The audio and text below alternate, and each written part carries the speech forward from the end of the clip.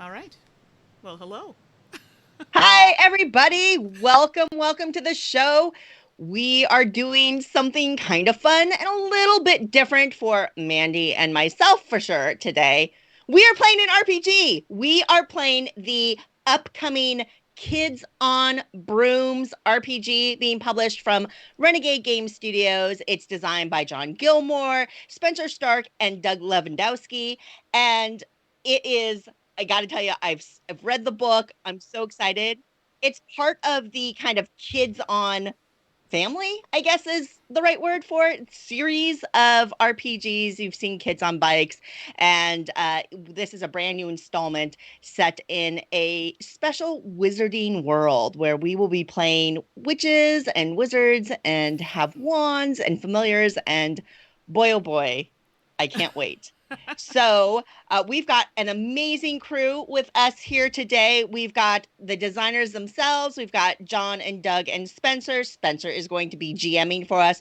We've got Sarah Erickson from Renegade Studios, Mandi and myself, of course. And we have a special sneaky add-on that will be hopefully jumping in kind of later on in the episode as well. But we'll see what happens when they join. So if you have any questions, you're welcome to drop them into the chat, but we're going to really try to focus on the game and the storytelling together, so we may not be really responsive in there, but you're always welcome to reach out to us later on email or social media if you have any questions, and we will be taking a break during the game, and we'll try to scan some questions and answer any pressing questions there as well. Alrighty, without further ado, let's get rolling, shall we? All right, so let's pop on over to the main scene with everybody. Hello, hello. Hello. Hi. Here. Hello. Hey, We've made it. Hey, how's it going? Good. I'm so excited. So yes, and I probably should have said this in the intro. So for those of you watching who are like, I've never played an RPG before, well, it's your lucky day because you have someone here who hasn't played one for like 25 years. So hi. So don't be discouraged. Is that true? No, Is this seriously. your first one in that long? Okay, to be fair, I did play Museum like a month ago, but before that, it was like 25 years. Wow. Okay, well, welcome. I'm so excited. Yeah. So no Such judging. an honor. No judging. No, in the no chat. no judgment, No. no judgment zone here. We're here to have fun. That's what we're here for. So no stress. Exactly. That's right. Kids on Brooms, I can't wait. There we go. Yay. Great. Okay, well, should we get started? Just go around and maybe say, since we were all off camera before, just say our names, what our pronouns are, and then the character we're playing and what their pronouns are. So I'll start. My name is Spenser Starke. My pronouns are he, him, and I will be GMing. So I will be playing lots of characters with lots of pronouns. Doug, let's jump to you. Sure. I'm Doug Levandowski. My pronouns are he, him, and I will be playing Prufrock K. Brambleford IV, but everybody calls him Prook. Perk, I love it. All John, right, let's jump to you. Oh, yeah, and then John, let's jump to you. All right, I'm Jonathan Gilmour. My pronouns are he, him, and I'll be playing Jimmy Mercury, whose pronouns are also he, him. Wonderful. Mandi. Oh, yes. Hi everyone. It's me. And Sorry. Mandi, FYI, Mandi, I'm sorry to interrupt you. Your audio is just a tiny bit low. Is it okay? Well, we can crank that up a little bit. Give me one. Crank sec. it. And also, I think I'm probably gonna have to do this. That might be a little bit better. Okay. So, hi everyone. I'm Mandi. I use the pronouns she, her, and I go by just Florence for now. Great. Suzanne. Hi, everyone. My name is Suzanne Sheldon. My pronouns are she, her. My character's name is Abernathy Ellingsworth III, but he just goes by Nate, pronouns he and his. Wonderful. And Sarah. Hi, I'm Sarah Erickson. I go by pronouns she, her, and I will be playing Rochester, and his pronouns are he, him, but he goes by Rusty as his nickname. Love it, Rusty. Great. Okay, well, I'm gonna go ahead and give us sort of an intro to the world. You, as the players, have already read this, but I'm going to sort of give our audience an understanding of where we're going to start our game. Then I'm gonna sort of narrate how we get into things, and then I'm gonna turn it over to you for a little bit, and we're gonna explore these characters a little bit deeper. We'll have time to sort of talk about who they are, what they look like, what kind of background they have, those kinds of things. Once we get into there, I'm also gonna, just as a reminder, I'm gonna ask you to come up with a rumor about the school, and that's gonna help me to be able to build the adventure that we're about to go on. And I'll prompt you when that happens. So, without further ado, let's begin. Our story takes place as the season turns to a crisp autumn in Salem, Massachusetts. The troubled history of this city still echoes through the halls of the Arcana School for Modern Witchcraft, or as it's known to its students, the Arc. Though the entrance of the building sort of masquerades as a museum that documents the events of the Salem witch trials, just beyond the mundane lies a place where witchcraft never ceased, where magic is studied and practiced, and you are all students of the Arc, brought together at a young age by your innate talents in sorcery. You're housed here, taught here, and hidden here from the outside world, a world who uses the idea of witchcraft as a way to sell mugs and t-shirts, but would be terrified of an actual witch living among them. So you stay confined to the museum, walking amongst the mundane in your robes and hats as though you're cosplaying tourists or in costume on staff, when in reality, you're anything but. And you know, in the twisting labyrinth of this building lies great secrets. Classrooms, chambers, dorm rooms, hidden passageways, indoor forests, open skies. A place beyond imagination, hidden in plain sight. Welcome to the Arc. At this moment, I'm going to ask you to sort of give me one rumor you've heard about the school, and I'm going to write it down, and we're going to see how we can work those into our game. So let's start in reverse order this time. Sarah, hit me with a rumor about this school that you've heard. It's a school or its inhabitants.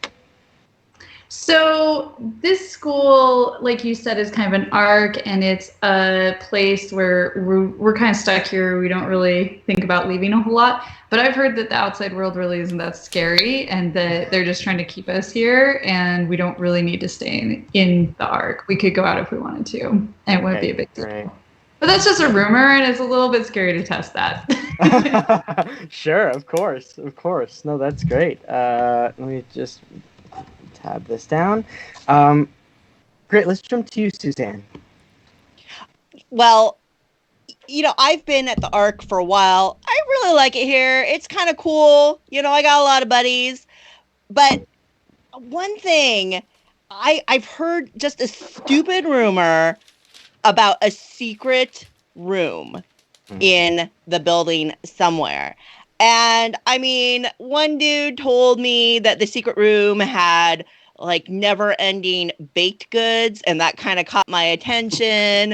But as it would, yeah. Another person told me that they heard that there were a lot of riches there. Another person told me that it was a room of secrets where everybody's secrets, you could find out anybody's secret in that room. Wow. I don't know what to believe. I'm really hoping it's the baked goods one, personally. I love it. Okay, yeah, secret room with baked goods. Wonderful. Mandi, let's jump to you. Oh, I need to stew on this a minute. Can we go to someone else? Totally, absolutely. Okay. John, let's jump over to you. Thank you. Well, I know for a fact that there are mundanes that have infiltrated the school and they're posing as teachers. I just have to prove it. Yep, you just have to prove it. It poses as teachers. I love it. All right, Doug, hit me. The rumor I've heard is that the Ark is one day going to live up to its biblical reference and totally detach from this reality and carry us to another reality. Mm-hmm. That's heavy. Jeez, Proof. That's like, whoa. Yeah. Man, I don't believe it, but that's just what I heard. I'm just telling you what I heard. Great. Mandi, do you have one, or do you want us to jump back to you? I do. It's not. Okay, wonderful. I mean, this could just totally all be in my head, but I've heard that the school was built on just a hotbed of something, a hotbed of jewels? I don't know. Hotbed of, old elders? I'm not sure. There's just something creepy going on. I feel it in my Sure. bones, in my mind. I don't know. Yeah, it's built on some sort of ground that changes the way in which the school's like nature reacts to the world around it. Okay, Exactly. I like that. Of old, let's just say secrets, more secrets, all the secrets. I love it. Great. Okay. Well, that being said, we're gonna sort of open our story here. We're gonna open the narrative here, just outside of the museum. I think we see a trickle of leaves, autumn leaves, falling down before us as we sort of push towards this big brick building with just a simple sign above the door and white lettering, white sort of scratched off lettering that says museum. We see the door open as a couple of patrons come out, and as they pass by us, we transition into the actual museum itself, moving down the hallways. We're going to go around and just talk about what's one sort of artifact or something that's in the museum. You all walk by these every day as you move about the museum. What's one artifact or one thing that you see in there that that always catches your eye? Doug, let's start with you. One artifact that always catches my eye is a single glove from one of the convicted witches from the Salem witch trials. Mm-hmm. They never found the other glove. Wow. Okay, cool. I love it. Great, John. I think something that I've always been interested in is a cauldron that's supposedly been used by the witches. Okay. Cauldron used by the witches. Love it. Mandy, what's caught Florence's eye? A scarab. Ooh. So something that I don't know if it was embedded in the walls and something that was found to use as a magical tool. Maybe it was familiar. I'm not sure, but something that has a lot of powerful magic. So as we're sort of pushing our way through these hallways and seeing tourists, walking by, we're getting shots of like this glove that's just suspended behind glass with a little plaque below it. We see a cauldron with a sketch of some witches circling it as they look as though they're dancing around it. We get this shot of this scarab embedded in the wall. Let's jump over to you, Suzanne. What else do we see here? As humble as it looks, there is a single bean that is treasured for what its sibling beans were known to do in creating portals or ladders to alternate worlds. And while you may walk past it and mistake it for a pebble, it is in fact a deeply magical bean. I love it. That's so good. Great. I think that we get a shot of I don't know if you've ever been to like a museum where they have like jewels, like big jewels, where they have the double pane sort of glass, and there's it's just there's like light shining down on all of it, and there's no dark corner to hide in. I think we're getting that as we sort of move through the center of this museum. We see this just single exhibit, and just on the podium thing, on the riser in the glass case, we see a single bean that's sitting there. It sort of glistens purple and gold. As we move past that, Sarah, what's the final thing we sort of catch here? So there's this huge cabinet and the doors are open and it's behind a glass display, and inside that cabinet are a crazy amount of little tiny shelves that are all about 1.5 inches by 1 inch, and each one of those little shelves has a little vial that contains an herb or some sort of liquid, and each one is carefully labeled on each little shelf, but the things you can't read them. Like the letters are just really symbols, and so you don't know what any of them are. Some of them are identifiable, like you can see some herbs that you would recognize, like basil, or some sage, flowers yeah. that you're used to seeing, but other things are just otherworldly. You've never seen anything like them before. I love it. That's so cool. Otherworldly herbs.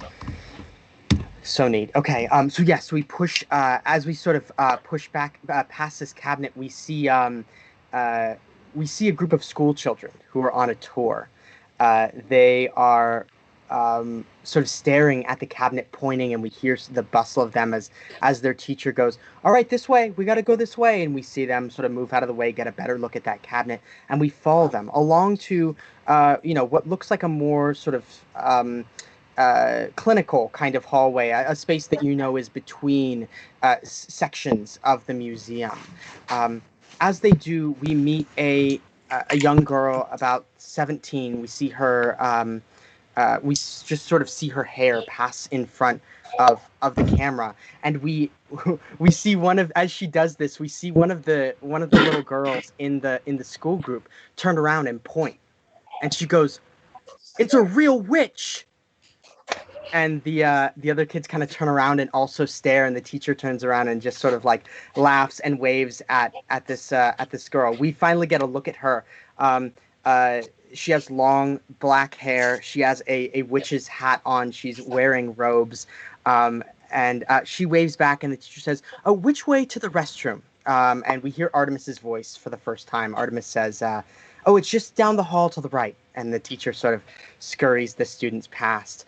We see Artemis turn the corner, and there is a sort of a metal door, a very standard door, that says it has a red circle in the center of it, and it says "staff only."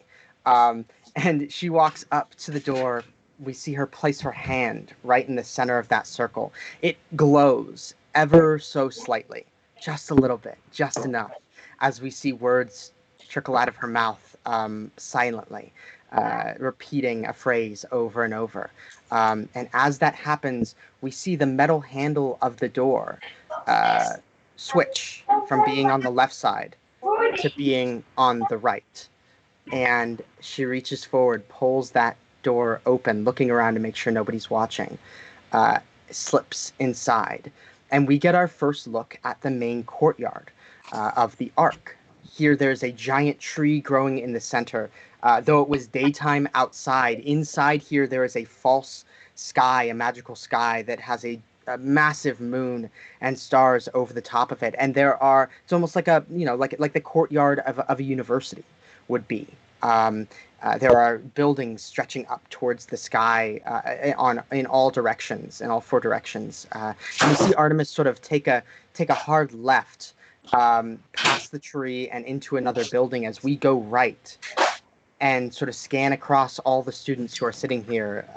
Lots of people in different colored robes and outfits of varying ages and genders, and we sort of pan up to a window in one of the brick buildings, and we can sort of see magic, like a kind of a rippling spell effect cascading across the window as we push into it, and we land in a classroom.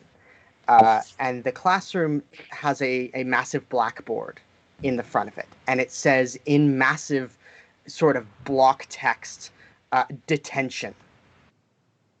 We turn to see 5 students sitting in that classroom. We're going to go across all of you now.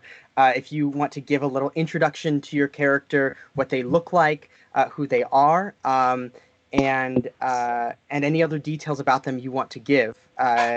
You all 5 are sitting in this classroom. Sarah, let's start with you. Awesome. So just to reiterate, my name is Rochester, but I go by Rusty.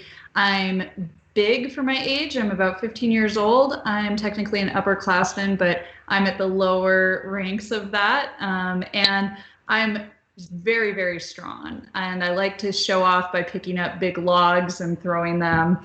But really, I'm a pretty big softie in the core, and I'm very protective of my friends. And so I use my strength to make sure that they're all taken care of whenever they get in trouble.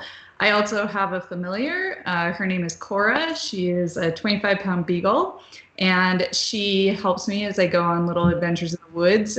She helped me find an elk antler, which is the core of my wand.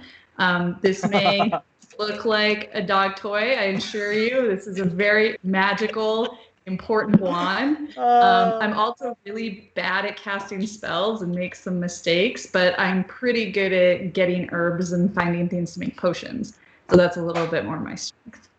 And That's really great. What do we see? Like, what do we see as you're sitting there? Kind of, what do you look like in this room as you're sitting in detention?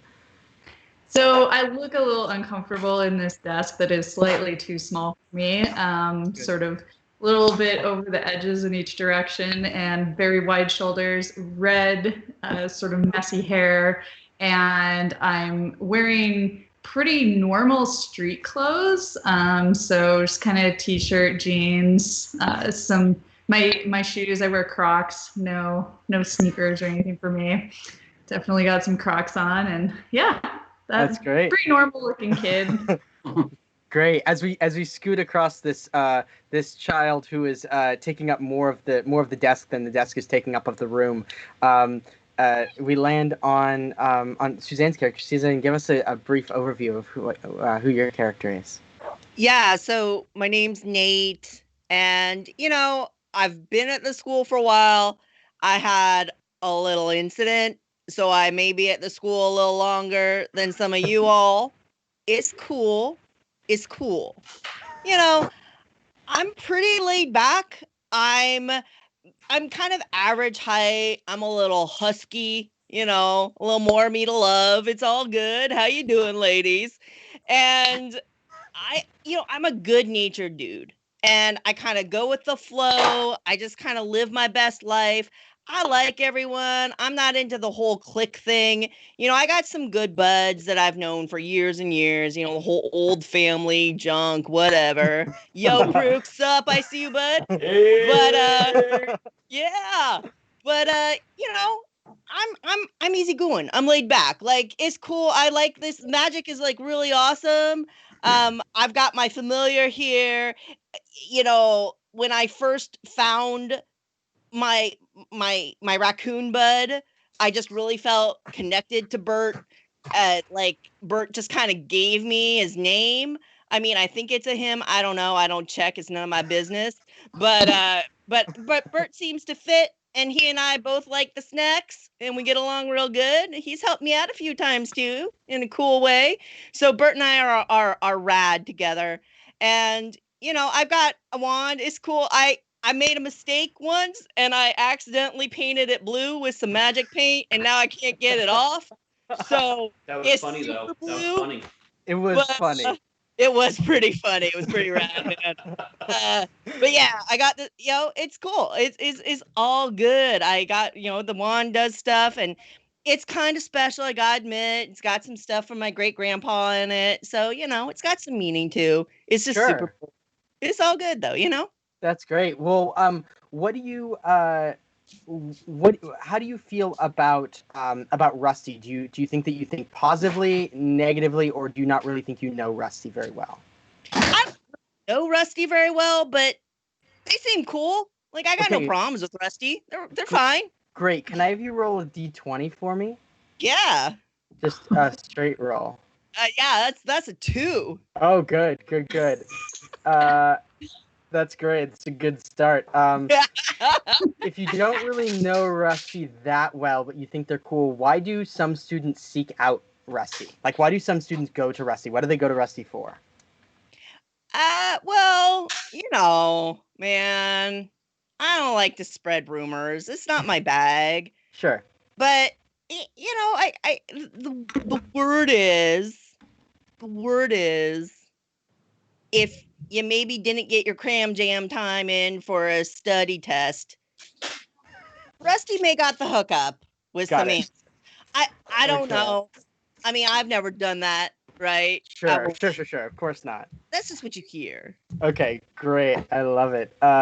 Let's jump over to you, Mandi. As we scoot across Nate Abernathy and land on you, who do we see? Me, I'm always, well, you'll see me with my long, big silver hair. It's so big, it's full of secrets and spells. So, I have to maintain the volume. But I'm always thinking of things. I'm always, in my head thinking of like things that I've seen or want to see. I just there's so much happening in my head right now. But I would say that I'm pretty tall. And I definitely would say that I'm more of a frail kind of build. So, I definitely have to be careful. I don't want to ruin this delicate temple that we have here. Um, I want to know, just so the audience knows, your trope is what? oh, my trope is wait, hold on. What's that one?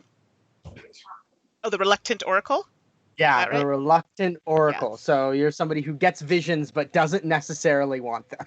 Exactly. So, I'm much more intrigued by other things going on. But hey, it happens and I gotta figure it out because I mean, Yeah, it's not a good look. It's just not a good look. sure, sure. You know. How do you think you feel about Nate? Do you think you think positively, negatively, or do you think you don't really know Nate that well? I don't know Nate that well, but I don't Okay, know if we run in the same circles, so to speak. okay. Will you roll a d20 for me? I sure will. Oh dear, it's a 3. Hey, get all those numbers out now. Uh, what wonderful thing did this character do that the whole school was talking about? Wonderful thing? Yeah, what like good thing did this character? What good thing did Nate do? That that the whole school kind of knows about. Do you think? Well, I definitely think there's a secret side to Nate. There are just that soft spot helping, the older or the elder witches in the Mhm. school, if they need to cross the stream, some help with the brooms, right there to just, lend a hand and help out. But, Nate's been there for a while, so really good friends with some of the, elders and other people that are there that are, a bit older. So, Yeah. So always there to kind of help. That's really yeah, nice. You know, exactly. respect the elderly. Yeah, Right, That's Nate. right. respect So, to the elders. Yeah. We're exactly. I all think gonna that's get good. old soon enough, brother. We'll need it someday too. John, let's jump over to you. All right, so Jimmy Mercury is kind of wiry and jittery, always full of energy. Kind of the picture of a disheveled teenager. Seems like every time you look at him, his hair is like just brushed in a different direction with his hands. Wrinkled clothes. Usually has his headphones on whenever he can. He kind of tries to tune out the world and stay in his own head. You always find him with his familiar puppers, who's a snake. That kind of hides like in his clothes and backpack and pockets, and will just kind of peek out every now and then. That's great. I think we see a snake sort of like slither across the desk right as this happens, and we see you look over to Florence. How do you feel about Florence? Do you think positively, negatively, or indifferent, or do you not know them very well? So I think maybe a little bit negatively because Okay, I feel like there's a lot of unanswered things, and she may have some answers that she's not sharing with everybody. great. Go ahead and roll d20 for me. 14. Sure. Yeah. What curse has this character not fully recovered from yet?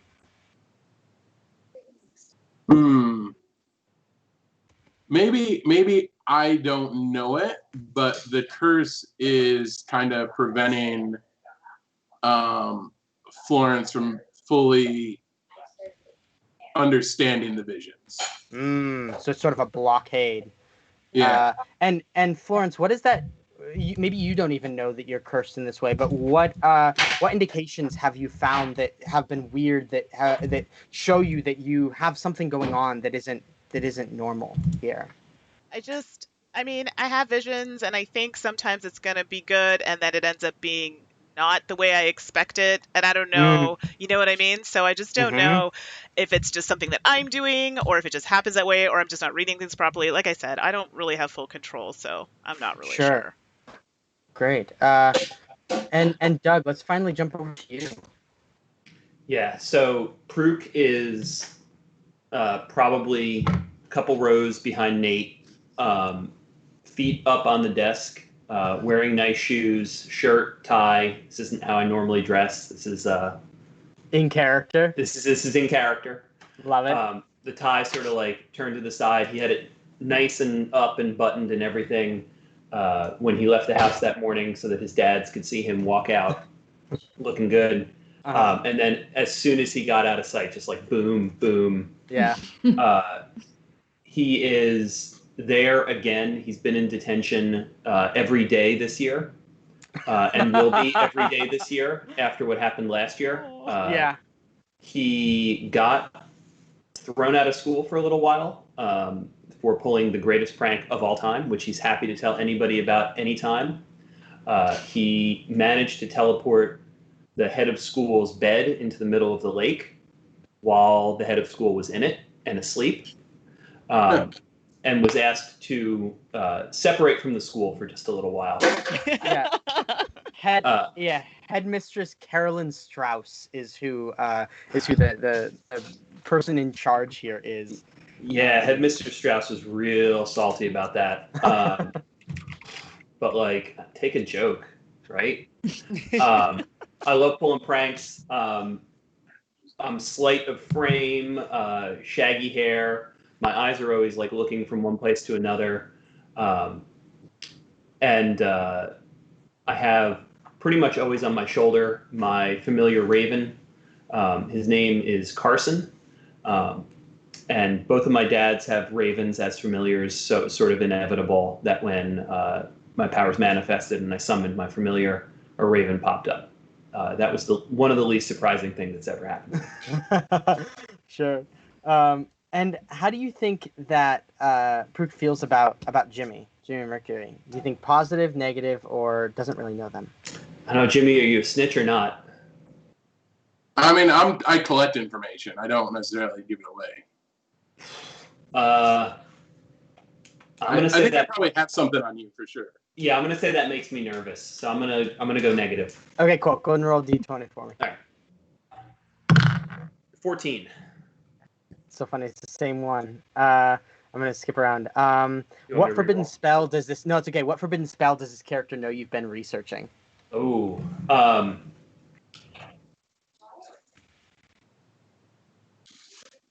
I like that question a lot. Yeah. I think you wrote it.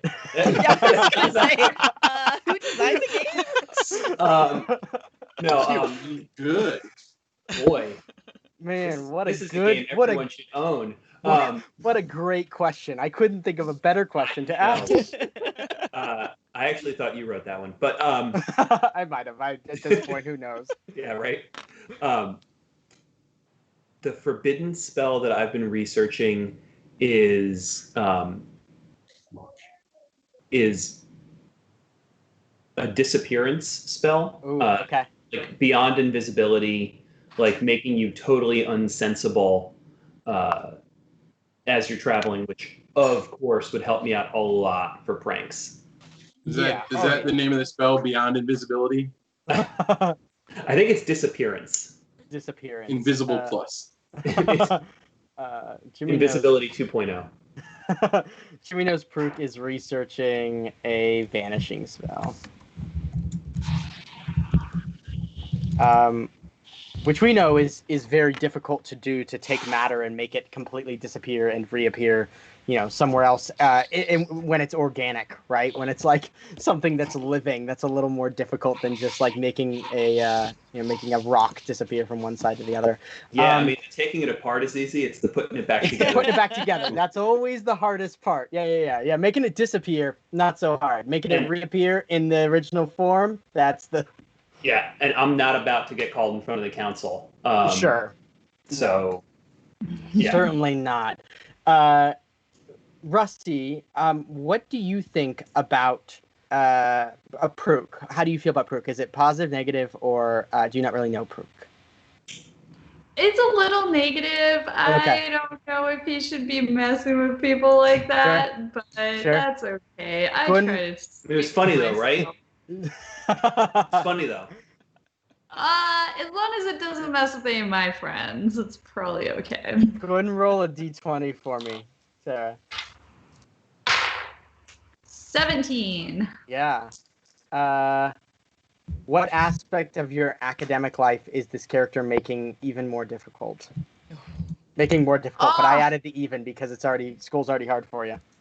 School is hard for me, and I already mentioned I'm bad at spells, but oh man, Pruk is always distracting me in spell class and just kind of being funny, being the prankster. Like the other day, he was over there sharpening his pencil and he poured a bunch of glue in the pencil sharpener, and it was just very hard to cast spells while he's doing that. Yeah. Sometimes because I'm not very good at what I'm doing and it's his fault. So that doesn't make me very happy. Excellent. We sort of get this motley crew who are all sitting together in detention, and as that happens, you see Artemis kind of kick open the door almost. She comes and sits down between all of you. You notice that she has dark hair, dark skin, is like sort of gangly, like tall and gangly, and is just known for being like, her and Pruk are good friends. Like they get along really well. But she is pretty academic. Like, you know that she gets pretty good grades generally, which is what she sort of rides that line between being the class clown but also being a teacher's pet in a way, which is how she gets away with a lot of stuff. She sits down between all of you, and she says, you're never going to believe what I found. And then she looks around to make sure nobody's watching, and then she pulls all of you in to huddle. What do you all want to do here? I'm leaning in, man. Okay. Oh yeah. Uh, Wants to I'm know what's listening. down. What's happening? Great. Arm? I got my notepad out. Great. Yeah, perfect. She says, you know how the curator has been acting so weird lately? You all know the curator as the person who runs the museum, but also runs the building. He's sort of an amorphous kind of, not physically, but like personality-wise. He's very quiet and otherworldly in a way, and for some reason you feel like he's way older than he lets on. But she's like, he's been acting so strange lately. I did something I shouldn't have, and I'm just gonna come out and say it. And I snuck into his office, which might have been what got me here. Yes. But I found, and she pulls out a vial. And you see inside of the vial is a single, it's sort of a clear liquid, a clear shimmery liquid, and then a single hair. And she says, I found one of his hairs, and I put it in a truth serum just to see what happened. Because, and she turns to you, Jimmy, and she's like, Jimmy, you and I both know that there have been some people that haven't been that we think may not be the people that we think they are. Yeah, tell me more. Like what happened? Well, nothing yet. That's sort of where I'm at. The curator found me there, told me to get out of the office. I scrambled out of the office before anything could happen, but I was snatched up, and they told me to come here. I was in the museum. I went to his office in the museum and got it. And, he sent me out, and I made my way back through and was trying to escape. But I guess the word came down, and they told me to come here. But I kept the vial. He didn't know what I took. So this, and she holds it up in front of all of you, should change to green if it's not him. If it's him, then in the next couple of minutes it will stay the same. But if not, it will change to green. And she sets it down on a desk in between all of you, and says, "But for now, we have to wait." And I kind of like lean in real close. I'm like intently looking at it. As you lean in to look at it, you hear the familiar sound of what I can only describe as like vaporation. as a being comes through the wall of the classroom. This is let me get a good name for this person. This is what is their name?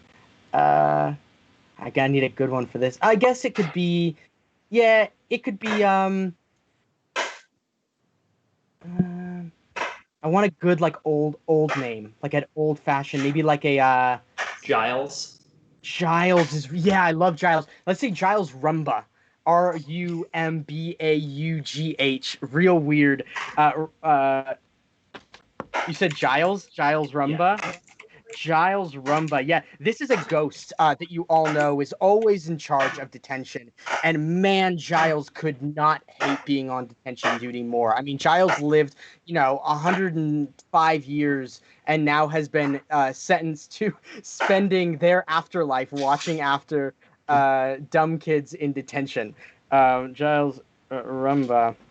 So And as soon as Nate like hears that noise and knows Yeah. what's up, Nate immediately like kind of just jumps up and kind of just steps in front of the table where Artemis had put the vial and is just like, "Yo, Rumba, how's your day going? It's My really name great is to kind of see you." Giles. My name is Giles, he says. Yeah, Please. come on, man. All right. I'm sorry, Giles, but it's good to see you. Again, because we see each other a lot. I want you to make either a flight or a charm roll for me, a straight flight or charm roll for me. The difficulty is going to be 6. This is just to make sure you're able to block the vial before. Yeah, I got the charm down. Well, I rolled charm, which is my D20. I rolled an 8, so I got yeah, it's good, Giles. Yeah, it's nice to it's good to see you. What we got planned today in detention? Giles just sort of like cocks his head at you, a little bit suspicious, but not, like you were able to. He knows something's up, but he doesn't know what is up, and he makes his way over into the corner that that he always sits in, and he sits down, and he just says, "Oh, his Nate does Oh yeah, okay. So go and make a flight roll for me as this is happening." He sits down in that chair and sort of thinks through it because he can't actually sit in a chair, and then floats back up as he does, controlling himself. And he's like, "What are you kids up to today? I can tell something's going on." All right. So as Nate is distracting him, I try to palm the vial and slip it back to Artemis. It's a 5. Okay. I rolled a 12. Amazing. Yeah. So Artemis makes eye contact with you. She grabs the vial and slips it into her robes. It still is clear at this point. Giles says, look, I'm not going to get you in trouble. You're already in detention. What's the worst that can happen? The least you can do is be honest with me. I see you all huddled around these desks. What's going on?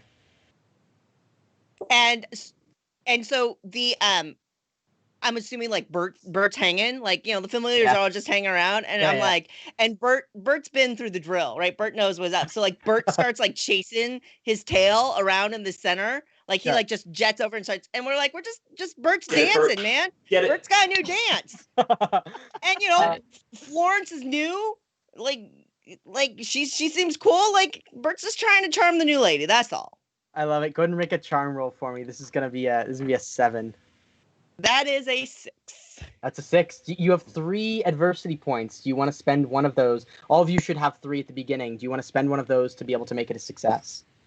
Nah, man, not on this. Okay, cool. Save that good stuff. Save a good adversity check. Yeah, so you see him sort of sit up and float over into the center of all of you, and he's like, Bert, and Bert like stops, and he's like, Bert, what's going on here? And Bert sort of like looks up at him and tilts his head, and he goes, "Okay, I see. Oh yeah, thank you, Suzanne. Go ahead and take an adversity. Yeah, I got failing it. that check. and you see Bert is like trying. You see his face sort of like looking around, like he's trying not to have his mind read. Do you want to do anything here to try and keep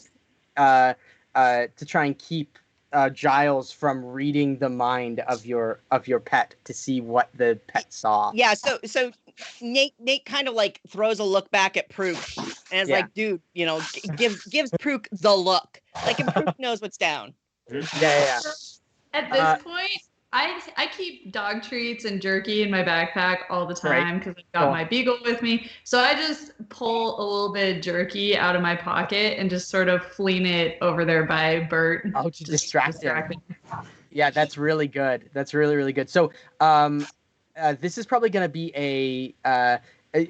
either, Suzanne, you can make a grit roll to see how well you're able to convince your familiar to not do this, or somebody else can make some sort of magic check if you want to do this magically in some way. How do you want to approach this?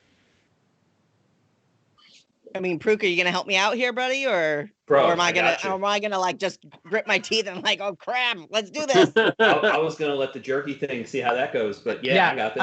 I'm gonna give you a lower difficulty because of the jerky. Okay. So yeah, I'm gonna cast a spell to knock something over at the front of the room. Oh, okay. To try to draw his attention away there to like startle him out of that.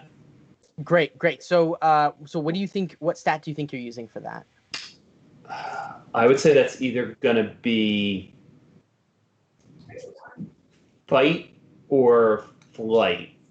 I'm down for either of those. Then definitely flight. Okay, cool. Let's do a flight roll. You're going to try and distract, which is definitely a flight thing. And this is going to be, he's pretty focused, so this is going to be, normally be a 9. I'm going to take off 2 difficulty because of the jerky, so it's going to be a 7. All right. Nice job. Oh, and make sure you roll your d4 as well. 17. 17, Whoa. Great. Yeah, nailed it. Describe for me how this works for you. Yeah, so we're in a classroom, right? Yeah. Mm-hmm. So there's like an old cauldron in the front, kind of right where he apparated in. Yeah. And like under my desk, I sort of like flip my wand and send like a little bolt that way that knocks it over. And just whatever was in the cauldron just goes spilling everywhere. And meanwhile, I just like the whole time, just like sitting back. I have my like feet up on the desk, ankles crossed, just hanging out. Love it. And then give Nate a wink. Yeah, the cauldron sort of bursts, right? Bursts forth, spills everywhere, and Giles turns around and is like, "What? Oh, no! Oh, I told them they can't be keeping cauldrons in these rooms with the." And he sort of like makes his way over. You came in. Yeah, it's always my fault. They always say it's my fault. And it goes over to it and starts to try and like scoop some of the liquid like back in, but the is only partly corporeal, so it just like kind of moves as the wind is hitting it, and it's just not doing the job. And he's like fine, detention was just about to be done anyway. All of you get out of here. We're gonna have to bring in a whole crew. And he goes over to like a little part of a desk that has like what looks like a book, and he opens it up and is like searching for who I think searching for like the spell to be able to do a cleanup. And tries to grab the wand, and the wand is not he's not able to grab it because he's not fully corporeal, but he knows he can. So you have this whole scene as he's sort of fighting to get things under control, and all of you are let out into the hallway. Doug, describe for me as you're moving out into this hallway, what makes it so unique? What makes it look different from like the classroom that you were all just in? Yeah. So the classroom we were just in is like a really standard boxy classroom, like desk up front, rows of desks all facing the same direction, like very standard. And when we get outside, it's chaos. There are students walking this way on the wall, students walking the other way. And there are places where gravity just flips and you can Yeah. like walk around in a full circle. There Wild. are flyers up everywhere for club meetings. And some of the flyers have like moving images on them. Totally. And Yeah. so I think you all like in this very busy hallway, right? You know, this is probably not the best place to go, to be alone, and Artemis is there with you. And she turns to all of you and she's like, she looks inside her robe, like her robe pocket, and it's like, it doesn't. We need a few more minutes. Where can we go? And looks to all of you. Who here would maybe have a good spot away from everybody where you might be able to go? I just got back. Somebody else is gonna need to Yeah. take this one, man. So also down this hallway a little bit further, there's a door out into the courtyard, and in the courtyard there's a lot of different bushes and trees and kind of little private seated areas where students could go to study or to have some quiet space. So I sort of push us all towards that direction. Great. As you do, as you start to move down the hallway, you're passing lots of different students, but your focus is on getting out to that courtyard. And as you push your way through the door and emerge under this night sky, this false, what you know is a fake night sky, it's always night in the courtyard, you find a spot huddled in, sort of in the corner, where you're probably not going to be seen. And as you all sort of sit down there and get settled, and Artemis goes to pull out the vial from their robe, you hear a voice. You look over to that voice, and we see another character that we're about to get introduced to, standing there, sort of like prowling around in the bushes, that you weren't aware was there. And let me know when we're great. Okay, now we're on. You all see Buddy sitting there, popping out of this bush, as though he's, trying to get ready, trying to find something. Buddy, welcome. First of all, Eric, thank you. You're getting thrown right into this. All right, thank you for indulging me coming in late. Of course, no worries. You sort of pop up out of this bush. Do you want to give us an overview of like what Buddy looks like, who they are, and then an idea of like what Buddy might have been looking for? What did Buddy lose in this bush? Oh, sure. Yeah. So Buddy is a scrappy young, half Asian, half black little kid. Just hit his 13th birthday. Impeccably dressed in all the most trendy, recent Abercrombie and Fitch stuff. And Probably Fitch still trendy. I have no idea. I'm the least cool person on this planet. It is in the wizarding world. It is. There here. we go. Yes. It is now. So I recently, I guess if I'm running around the bush, I'm guessing I fell off of my my custom broom. Oh right. Okay. And probably lost one of my shoes, which is the most designer Michael Jordan signed, 2 sizes too big. That money can buy. I got it at a specialty store that was run by my equally rich friends. I love it. So we see you pop out and you're holding a shoe as Artemis has pulled a vial out of her robes, and it is just ever so slightly green. Ooh. For those of you who were there, you know what this means. But Buddy, you're seeing all of these students huddled around, holding one of them holding a vial, all turn to you, as though they are engaged in a secret. Which one of these individuals from this group we have? We have Florence, the reluctant oracle. We have Nate, the reliable bestie. Rusty, the bull-headed muscle.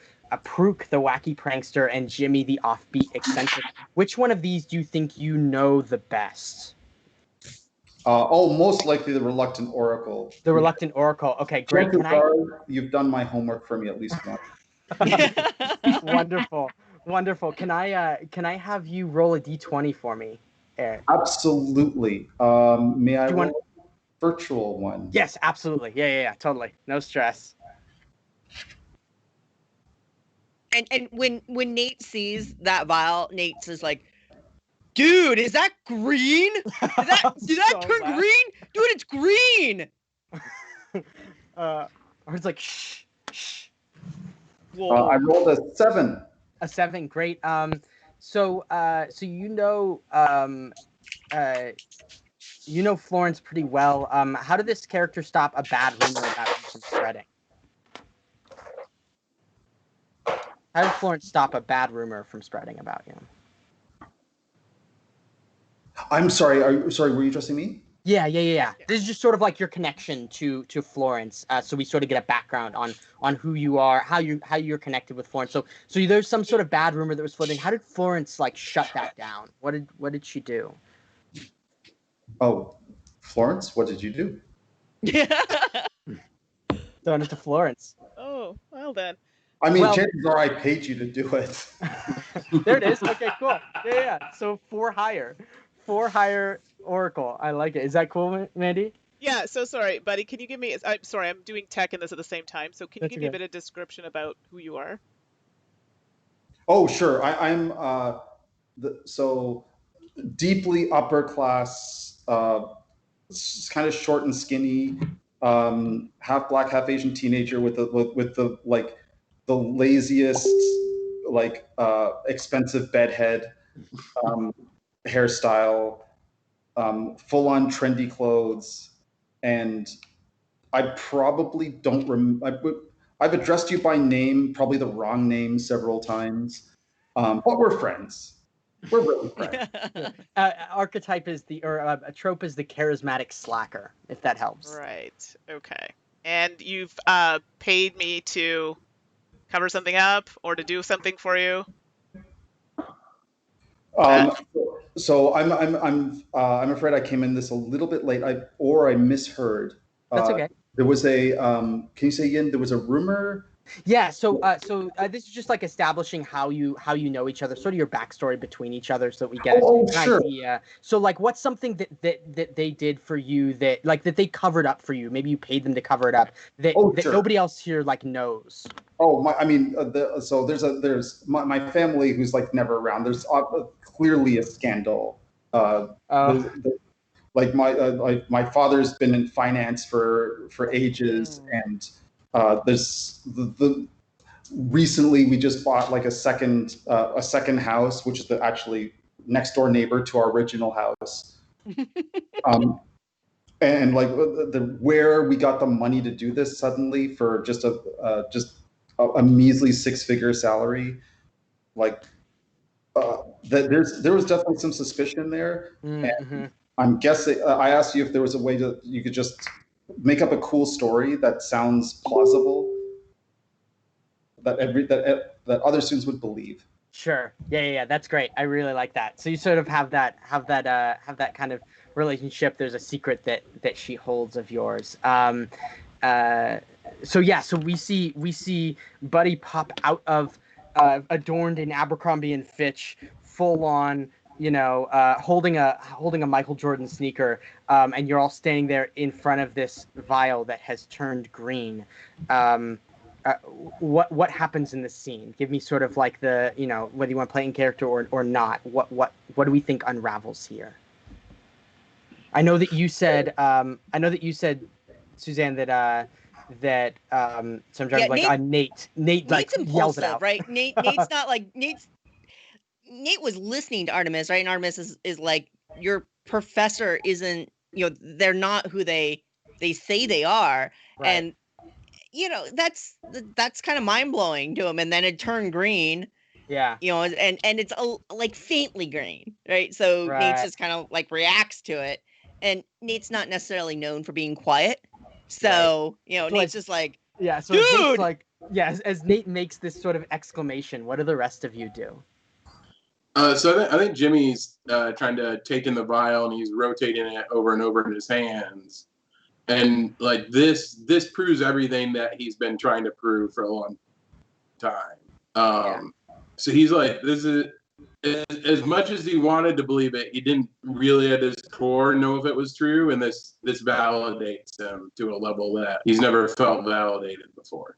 Yeah. As all of this is happening, Florence, you lock eyes with Buddy, and see the sort of like what's happening here kind of reaction happening that would occur naturally. How do you address this situation? Yeah, so I'm not really like I'm listening, but like from a distance kind of. And my familiar, which is the little kinkajou, named Violette Voix. So yes, I speak many languages. So one of them is French. So Violette Voix means Violet sees. So Violet sees what's going on and kind of relays that to me. So I've now received this. Okay, something's going on. We lock eyes because I have shared that I've always felt that something really bad is going to happen, but I can't 100% explain what it is, and whether it's another dimension or it's another world or something parallel to what's going on, and this could be the start of this revelation. You've shared that with Buddy? Yes. Is that what you're saying? Yes. Great. So the two of you lock eyes. As that happens, Buddy, what do you do? You see this whole group of people in front of you. You've locked eyes with Florence. What happens here? Well, I mean, man, this stuff always happens. I'm always surprised all the time. Strange things are always happening. People are doing strange stuff. I usually can get away with looking smart out of this. Unfortunately, I am dumb as a bag of hammers.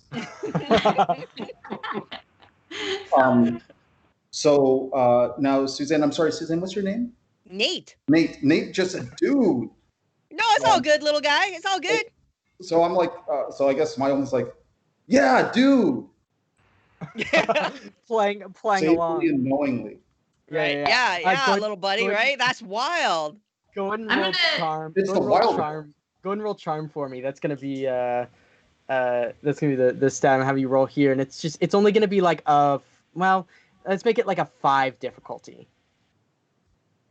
So who's rolling that? That's for you, Erica. You're gonna roll a charm check to see if you're able to convince them that you know what they're talking about without just having popped into the conversation. Sure. Luckily, my charm is D20, so I rolled 9. Great, amazing. Okay, so you all look over and see Buddy pointing at it as well, seemingly knowing what's going on.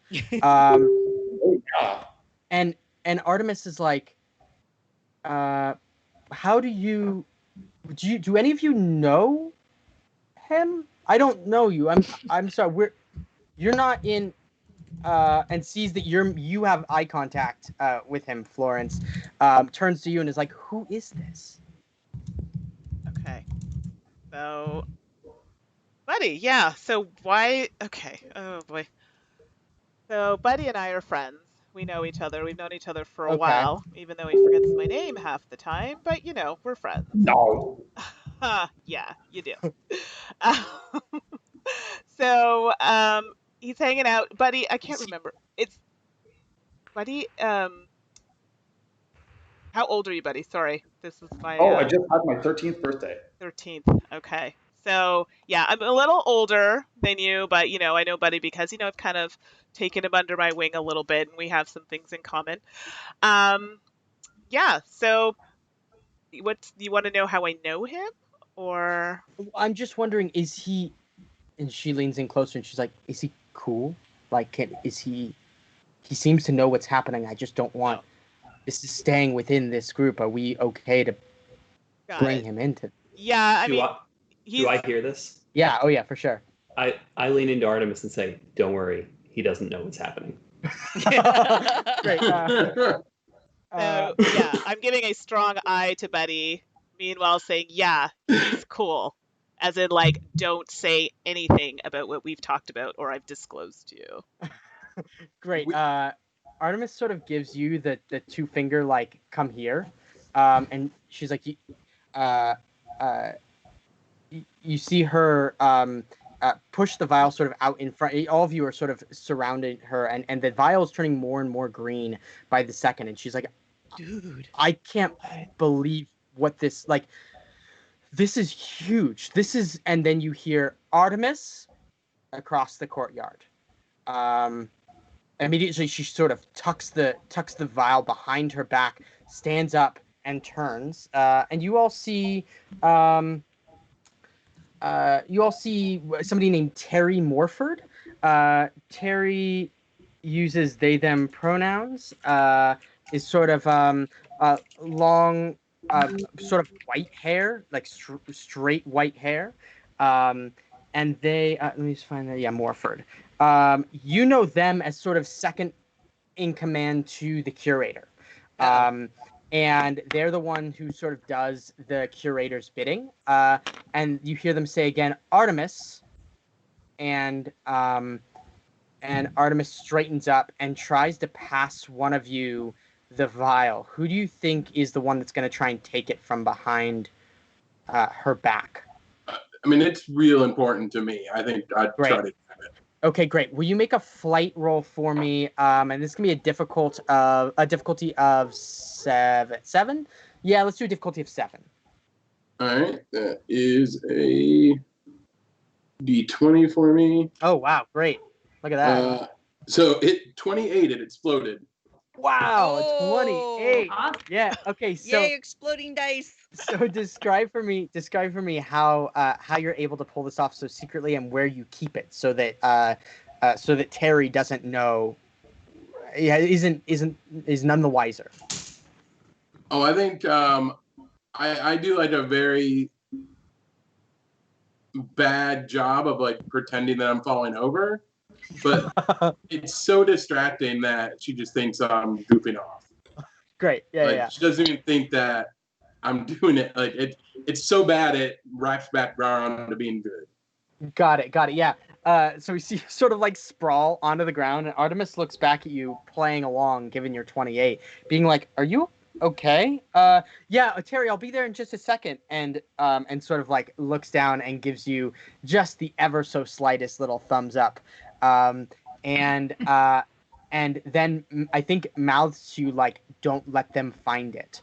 And then walks towards Terry and is like, Terry, hi, yeah, no, I was just, they let us out of detention early. And you sort of see her make her way there, and you can tell that she's a little bit hesitant. Terry, they turn to go and put their hand on Artemis's shoulder, and you can tell it's a little tighter than it probably should be, and leads them back around the corner. They disappear out of sight. All of you are left here in the courtyard with this vial. What do you want to do?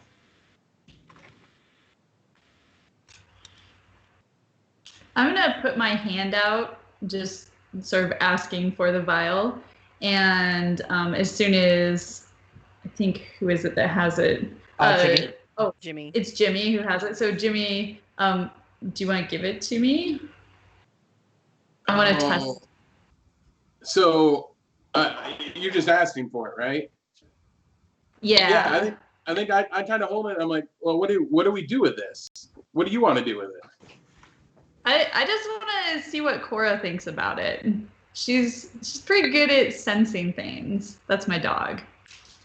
Yeah. All right. Yeah, I think that's fine. I want to be careful with it, but here, and then I hand it to you.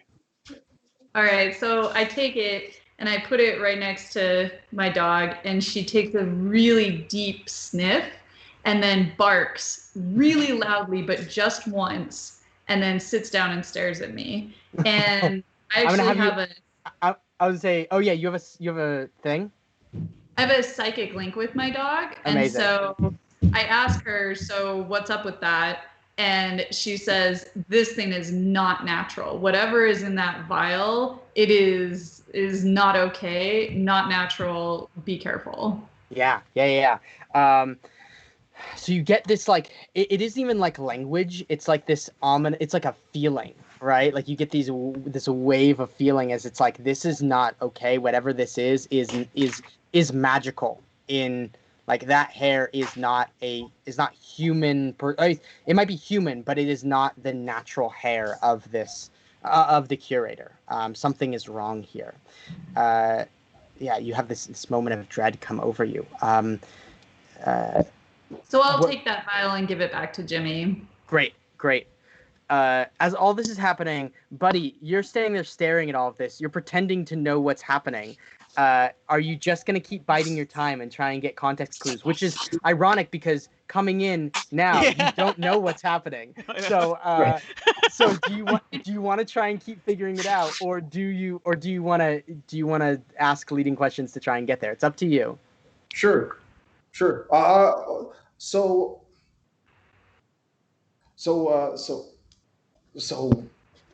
what's the play? Good. I think eyes maybe turn to Prook here, being the like one who pulls off a lot of stuff. The last time I tried to pull something like this off, like I got thrown out of school for like 4 months. The thing to do now is to get this somewhere where we won't have had it. Like, if they know that Art had it and they ask her where it is, they're going to figure something out with us. And I can't get thrown out again. Like, that would be it. I'd be done. And my dads would murder me. Dude, I don't want to be that guy, but like, shouldn't we, like, should we like tell Strauss about this? Like, this seems like I don't want to get in trouble, but like, it seems like a big deal that the curator might be a bad thing. Nate, you're my boy, right? Are you saying this out loud? Yeah. You're my boy, right, Nate? You know that, Yeah, right? I got you, Proof. But you know what I'm saying? Like, I don't want you to get, but like. So let's walk into the headmistress office and be like, hey, we took this thing from this person who stole a hair from the curator after she broke into his office and then tested it in a truth serum to see if it turned green, which it did, by the way. And then we took it so that she wouldn't get caught with it. Here it is, and we're confessing to all this? Yeah. Like, Proof, run buddy. through that a couple times, bro. Listen, Yeah. we can't trust any of the adults around here. They're all mundanes. Something's wrong. They're not. No, I mean, Mrs. Strauss is not a mundane. yeah, I mean, like, Strauss is kind of a stickler, but like, they're cool. Like, you know, I mean, they're not gonna get us in a lot of trouble. I mean, they're friends with my mom. You know, like, we're not gonna get super. Like, this is bad, yo. Like, this is super bad. So can I just say one thing? What is it, little guy? Bad. What was that? I just want to say that getting in trouble is bad. My man Thanks right for here, your he gets it. contribution, He little gets it. buddy. I mean, Florence, I don't want to put like pressure on you, but does like your special little magic gut say anything? I know it's not your jam and we're not really good buds, but I think all of you are ridiculous. This is just too much, okay? We just need to put it somewhere till we can 100% figure out what it is, what to do with it. I just don't have a good feeling about this. That's all I can say right now. It's not clear, okay? I don't have a good feeling. So You get a vision all of a sudden out of Okay. nowhere, like just overwhelmingly. And it's of the curator sitting in his office. And you see you see him sort of scratch his head, and a hair like turns over and lands on the desk. And as it lands on the desk, it sounds like a bowling ball dropping on a hardwood floor, right? Like it is deep and dense, and that hair sits there, and then just sort of like gets blown across the desk and goes to the edge, and you get your eyes lock eye, like your mental eyes lock eyes with the curator, and something is wrong. Something is off. The eyes are different, and then you see the world sort of like you see in very quick succession, like Artemis coming, sneaking in, the curator sort of pacing back and forth, her grabbing the hair, him turning around, she's there. It's all happening like these flashes around you, and then you see him go and sit at his desk chair, close his eyes, and fall asleep for a moment, doze off for a moment. And you have this weird feeling that you are now watching him in real time.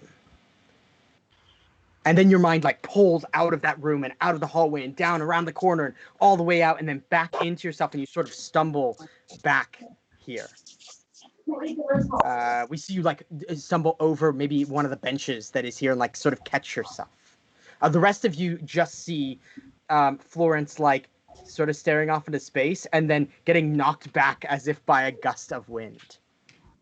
Hey, And as she gets knocked back, I'm going to try and grab her really quick so she doesn't hit the ground. Great, yeah. Go ahead and roll. This is probably brawn, I would guess, to like catch her. So go ahead and roll brawn for me, and this is gonna be just a 6 to be able to catch her before she falls. I rolled a 2 on a D20. Great, as you do. So describe for me what happens that causes you to miss Florence falling, and I'll describe what happens to Florence. So I frail, remember. I see that she's starting to fall, and I reach over and try and take a step, but my foot actually catches on my other foot and trips me, and I fall on the ground right at the same time that she does, but I hit the ground like a huge log. Yeah. It draws attention. Everybody's now looking at you, and I just want to note too that in the past 5 minutes with this group, there has been a kid who's fallen off of a broom and hit the ground. Then there was Jimmy who fell on the ground on accident purpose, and now 2 more children have fallen on the ground. It is just a There's all stuffed knees everywhere. That's what kids do all the time, right? That's true. Normal. Yeah. Where's the vial right now? It should be with you, Jimmy. You have it. Oh, did you give it back to me after? Yeah. Oh yeah, you give it back. Yeah, okay. Yeah. Okay. You get. Yeah. He gave it back. I'm gonna stash it in my satchel. Okay, great. As you're stashing it in your satchel, you see both Rusty and Florence just like topple over. Rusty hits the earth and sort of the earth shakes a little bit. Like you feel a little bit of a bounce below your feet, and then Florence catches herself on the bench, but it's clearly like something has happened here. So yeah, what else do we want to? I mean, how do we tackle this situation? What do you want to do? Fiona, are you all right? You look kind of gross. Gross. Oh my goodness. It's so dizzy right now, and just the word just doppelganger just keeps like in my mind. That's all I can see. Oh my goodness, did I just say that out loud? Okay. You're hearing doppelganger. It's just Doppelganger. oh my goodness. Okay, just stop. I knew you've been keeping stuff bad from us. Doppelganger. Okay, this is okay. You know what? This is just bad. Let's just figure out what to do with this. We need to do something with this. Doppelganger. I can't. We need to go somewhere where we can actually like talk, and like preferably somewhere where there's not stuff to trip on. Yeah, I think that's good. Oh my goodness. So why don't Uh, we? great. So where are you all headed here? What's the plan? All right, listen, I know a pretty private space by one of the stairwells that nobody really walks around. We can go there. That's Uh, usually where I go when I want to get away from everybody.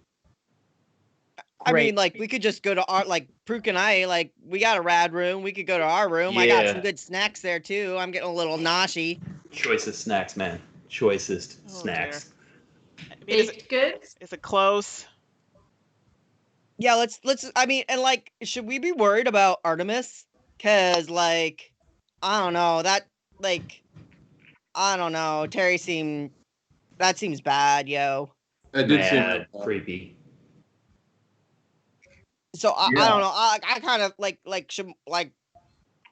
should we go like try to check on her or like I feel like we gotta tell Sprouse. I don't know, Florence. What do you think we gotta do? We can't just stand here. We gotta go do something. I So think like we want to go to our room and like we can figure it out or I think okay, that works. My house, there's just too many eyes, literally eyes around my place. So I think going to your place could work. Is there anybody that's going to interrupt us?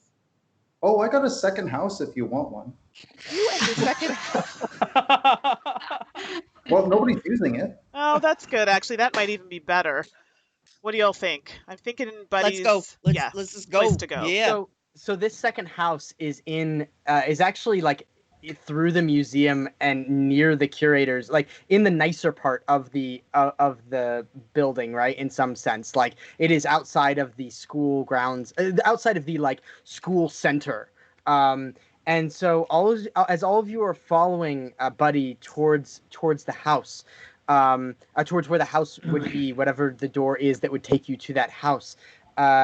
You're actually having to move through the museum, and as you do, you actually spot in one of the hallways as you're getting closer, Terry and Artemis having a conversation. It's very hushed, and then you see Terry pull out a wand. They pull out their wand. They're having this like very uh, um, contentious discussion, and Terry just flicks it, and you see Artemis's arms go back, hands get bound, eyes roll back, and they like collapse into Terry's arms, and they throw Artemis over their shoulder and head towards the curator's office in front of all of you.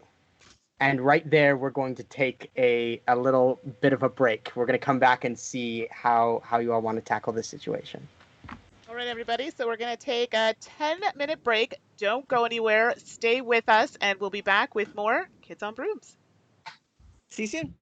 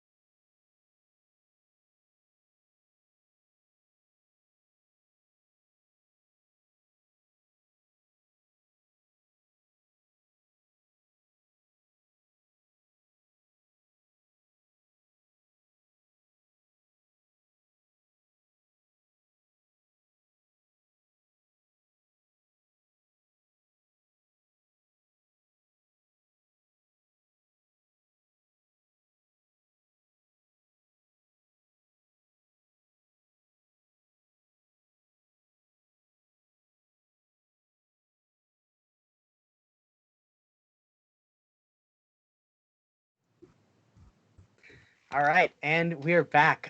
Let's jump back into the story here. So we just watched Artemis. Let's jump back into the story. I'm hearing an echo. Sorry. Heads up. Yeah, somebody's got their sound open from a Twitch or a YouTube. I hear myself, and I Yep, don't like That's okay. it. I think we've got it. You sound good, Spenser. You sound Cool. really good. So glad. Okay.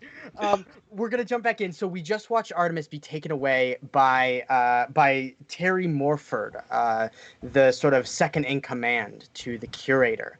I think we're gonna pick our story back up here as we just get this shot of the courtyard. Oop, I'm hearing it again.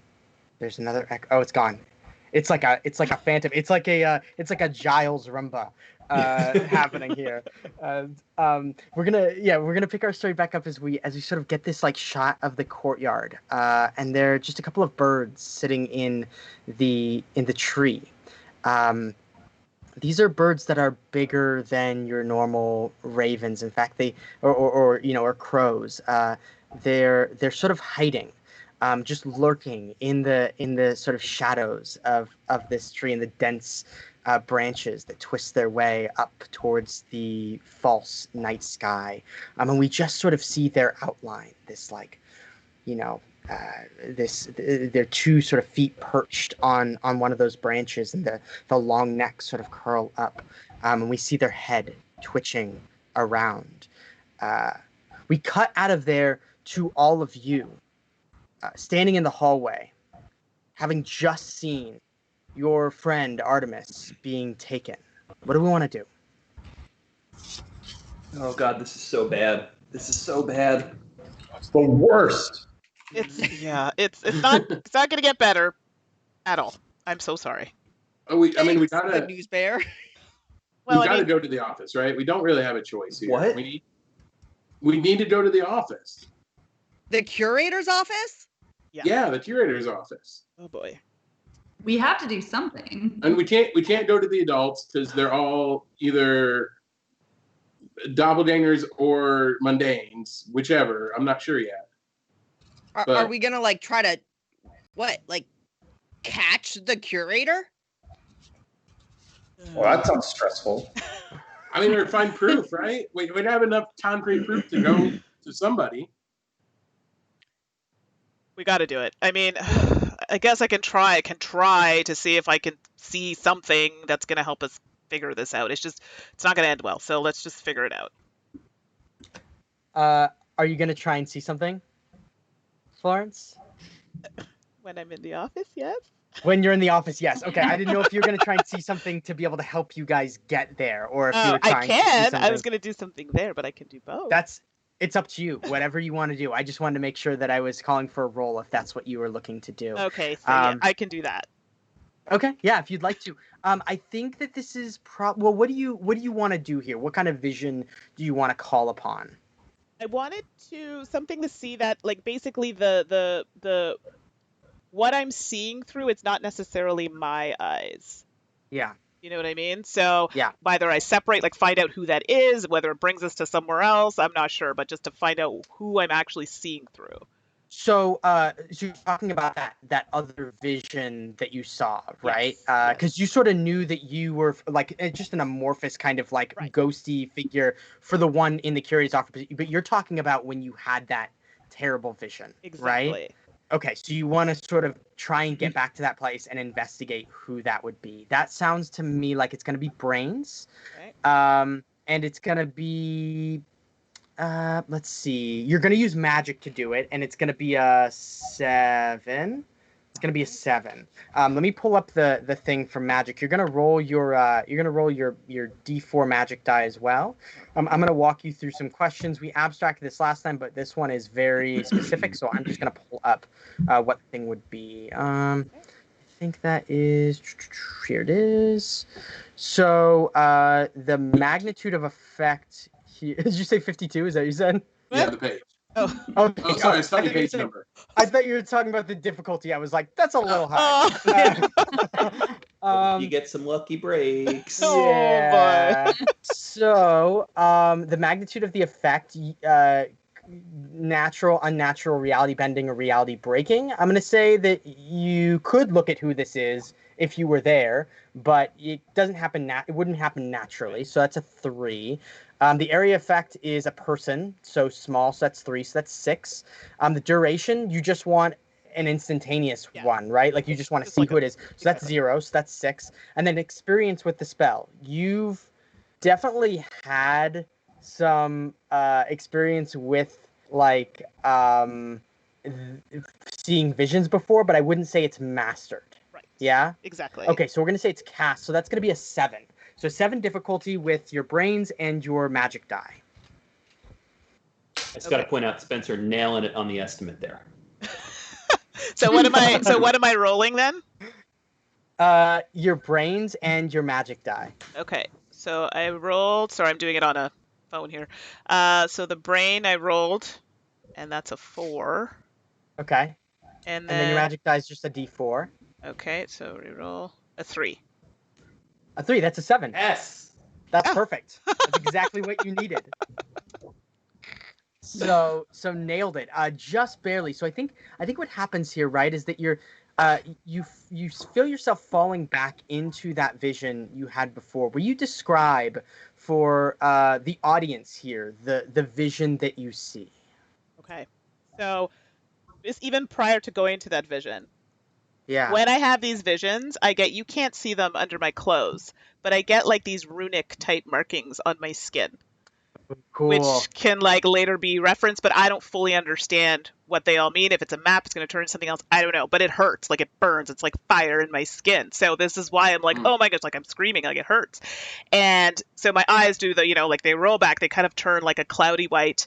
I'm kind of a floating kind of feeling, so that you all are seeing me, like kind of levitated a little bit. Right. So cool. And do you want me to say what I'm seeing now in the Yeah. Okay. For the audience, characters, you aren't going to know this as a character, but I think as the audience it's good for us to know. Okay, perfect.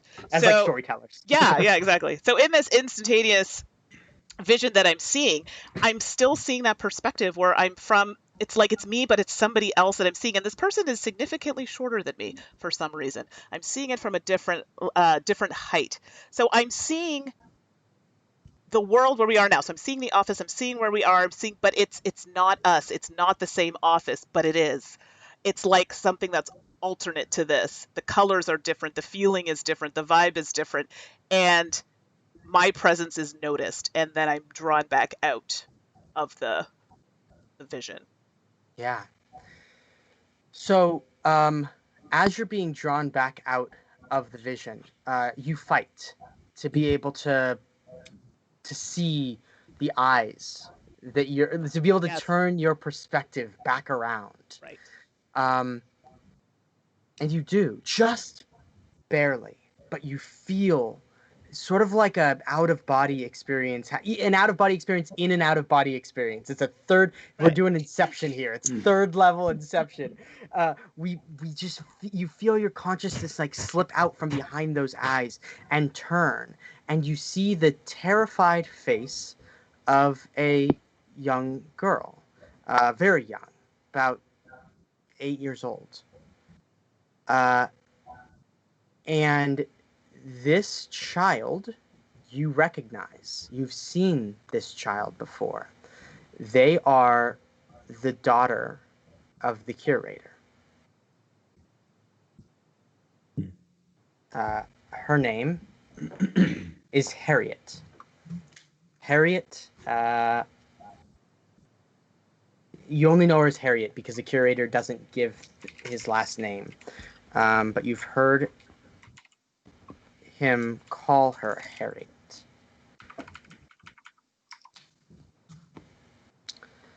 That is the vision that you have here.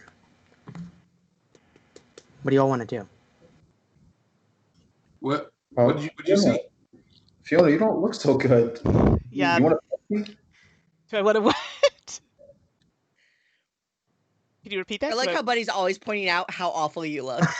You just look terrible. Oh no! For a second, did the eye thing like? Okay, the eye thing was real weird. Okay, right? I just had my skin burnt up. Look, there are things on my skin. I just went to a different place. Of course, I'm not going to look as fabulous as I always do. Ugh, my head. This is just. I saw. As that happens, you get pulled back into the vision for a moment. Your mind sort of like you're seeing Harriet standing there, and she's crying. And as that happens, you see this shadow pass over her, just like like very briefly. But your mind sort of pulls back, and you see what look to be wings as a person transforms from this sort of bird shape into a human. And stands beside her, and she looks up terrified, and you snap back. That was horrifying. What'd you see, girl? Okay. People turning animals from people to a bird. And okay, I need to hold on. I need to focus. I need a minute. I need to focus. Okay. Something is going on here. I don't know. It looks like where we are, but it's not where we are. I don't know if this is good or bad. I feel like it's bad. There's a girl, and she's young, and she's crying, and there's a bird, and someone turns into the bird. Oh my goodness. I don't know. I don't know how to interpret this. Like, come on. What? I don't know what to do. You mean like the weird bean thing in the lobby? The bean thing. The bean thing. The bean thing. Yeah, like the beans that like the like little stone thing. I don't know. I read it one time when we were out there. Oh, I know this. Beans. They turn into ladders that go like out somewhere. Wait. Oh my goodness. I'm gonna look at my arm because that's where the I was being, and it literally there's a shape of something similar to what would be like a bean. Yeah. Oh my goodness. On your arm. Yes, on my arm. This is so weird, but what you are saying is like 100% what is literally engraved into my arm. What is happening? It's the bean. Do we have to find the beans? Do we take the beans? Are they? I'm sorry. I'm Beans just out in the like museum. Like, let's just go check it out. Or like, are we supposed to like, I don't know, go to the curator? Like, are we supposed? I don't know. I can't go out there. Somebody's got to go get it. I think we need it. Somebody's got to go get the bean. Get the bean. It's like in a glass case. Well, I'm gonna cast a spell to try to cast the spell to get the bean right now. Right now. Okay, Yeah, cool. To just teleport it into my hand. So, what do you think is the stat that you're gonna use to do that? Just so I know what you're thinking. I'm either charming the essence of the bean to come to me, Sure. or using flight to transport something across. Yeah, I think flight's a better call here. Okay. This No complaints would there. this would probably, it's in a glass case, so it would probably bend the rules of reality, I think, because it would have to pass through glass to be able to get to you, unless you're going to shatter it. No. Okay, so that's a 5, and then the area of effect is a book or smaller, so that's 1. Duration effect is, it isn't instantaneous, because it's going to take, well, are you trying to make it disappear and reappear? Or are you trying to actually pull it across space? Are you trying to actually like make it fly across space and get to your hand? I don't want it to break anything on the way. Like I don't want it to not like, Osseo bean. Right. So the only distinction there is if it's instantaneous, it's like appearing and it's disappearing and appearing, where if it's a few minutes, it's having to fly through it could pass through physical objects, but it's still having to physically fly through space to be able to get to you. Which one do you want to do?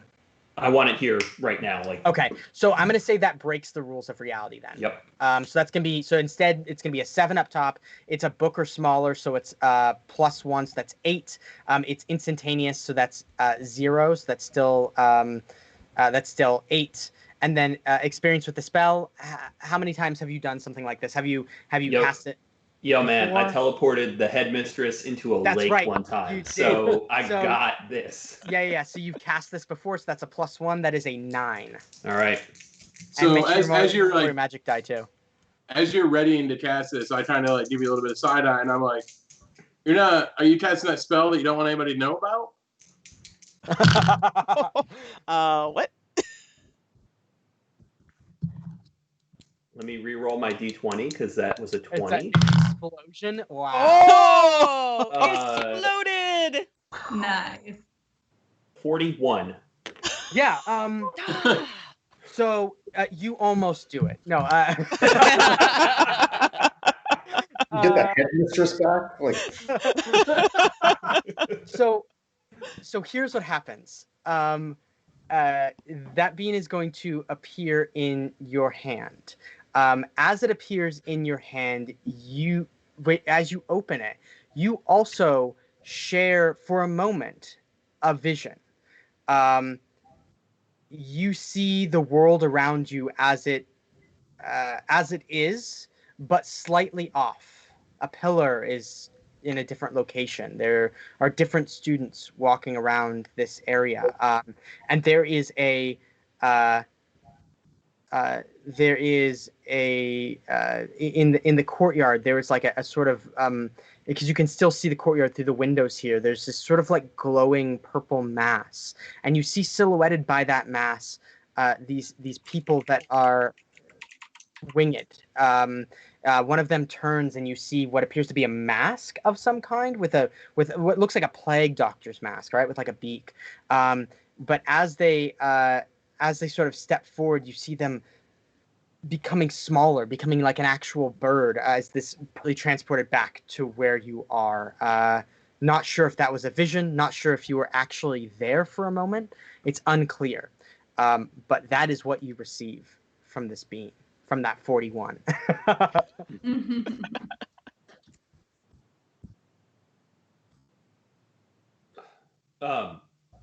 Sorry, You okay, dude?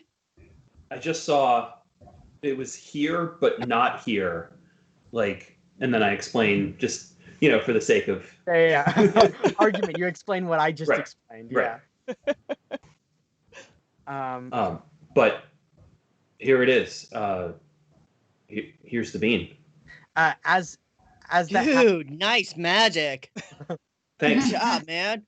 Yeah. And I look right at Jimmy and say, just a regular old teleportation spell. Piece of cake. Great. As that happens, you can see Terry, who still has Artemis over his shoulder, making his way up a spiral staircase. You just see like his like a brief through one of those like windows. You see just a brief moment of him carrying her up towards the curator's office, which is on one of the upper floors here. What do you all want to do? So do we eat it? Do we plan it? What do we do with this thing? Yeah, eating it is bad. I just feel that. I mean, it's in my skin. It's not good. Not good. Mhm. So I mean, think Buddy Cody. seems to know about it. What do we do? Oh, buddy, Oh. yes. something. Oh, I definitely got this. Something very strange is happening right now. Very Okay, buddy, hopeful. can you Good, fair. elaborate on that? Thanks, little buddy. Glad to help. Okay. Dude, we gotta stop Terry. He's got Artemis. He's gonna hurt her or do something. And so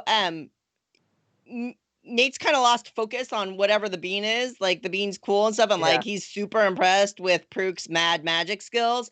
But Nate's kind of thinking about Terry going up, and one of Nate's favorite spells to do is the sticky spell. Oh, And nice. just loves making people or stuff stick to other stuff. It's just his thing. I don't know. Sweet Everybody's spell, got dude. a thing. It's a sweet spell. Like the one thing that he always makes sure he has on him is a bunch of gum, right? Because he's all about that. So Nate's impressed, but then Nate's all he can think about is slowing Terry down. Sure. And so it's gonna try to cast a spell on the floor so that Terry finds him it's harder to move forward. Yeah, that's great. So I'm gonna say that's gonna bend the bend reality. So it's gonna be a 5. An area effect is probably like a person or smaller, right? It's just like a spot on the ground. So that's a 3. So that's an 8. And then duration effect. How long do you want this to last? A few minutes? Yeah, An just a hour? couple minutes, but I want I'm not stopping him. I'm Sure, slowing him slowing down, him right? So like down. every step Yeah. is just like So- it's like his shoes are like he's wading through mud. Totally. So I think the difference there is that if you were trying to stop him, that would break the rules of reality. If you were just trying to slow him down, that's just bending the rules of reality. So we're gonna stick with that 5. We're gonna stick with the 3. So that's an 8. You're making this last a few minutes. That's another 1. That's a 9. And then experience with the spell. You said that you've cast this a lot before. Yeah. Yeah, I mean, Prook and Nate, they goof. Yeah. We do All some. sticky It's all all the just time. for funsies. So I'm gonna say that is a 9 difficulty to be able to do this. What stat are you gonna use to pull this off? I mean, I feel like it's kind of grit. It's kind of Sure. force of will. Yeah, force of will, trying to keep him from moving. I love it. Let's go ahead and roll and see if that happens. Do I roll my magic die too? You're gonna roll your magic die and your grit. Yeah. Got it. Alrighty, so that is and I combine the values. Yes. Oh Okay, so I rolled a 4 and a 4. That's an 8. Do you want to spend one of your? Do you But want I have an adversity Ah. token. So I had you're an gonna spend adversity that. token, and now is the time I use that adversity Great. token. I love it. So you're gonna spend that. That's a 9. You feel in your bones this magic kind of surge through your magically blue painted wand, and all of you see this like ripple down the hallway as the the effect cascades down the hallway, up and around the corner, up that you see like sort of the walls of this tower ripple as well, and then stop, and you feel that this has worked. There is slowed Terry down just ever so slightly, enough to be able to allow you to catch up. What do you want to do here? So Nate's gonna go up there, and Nate's gonna call for Prook, because Prook's his bud, and that's easy. Like, Prook, we gotta go get her, right? And Yeah, bro.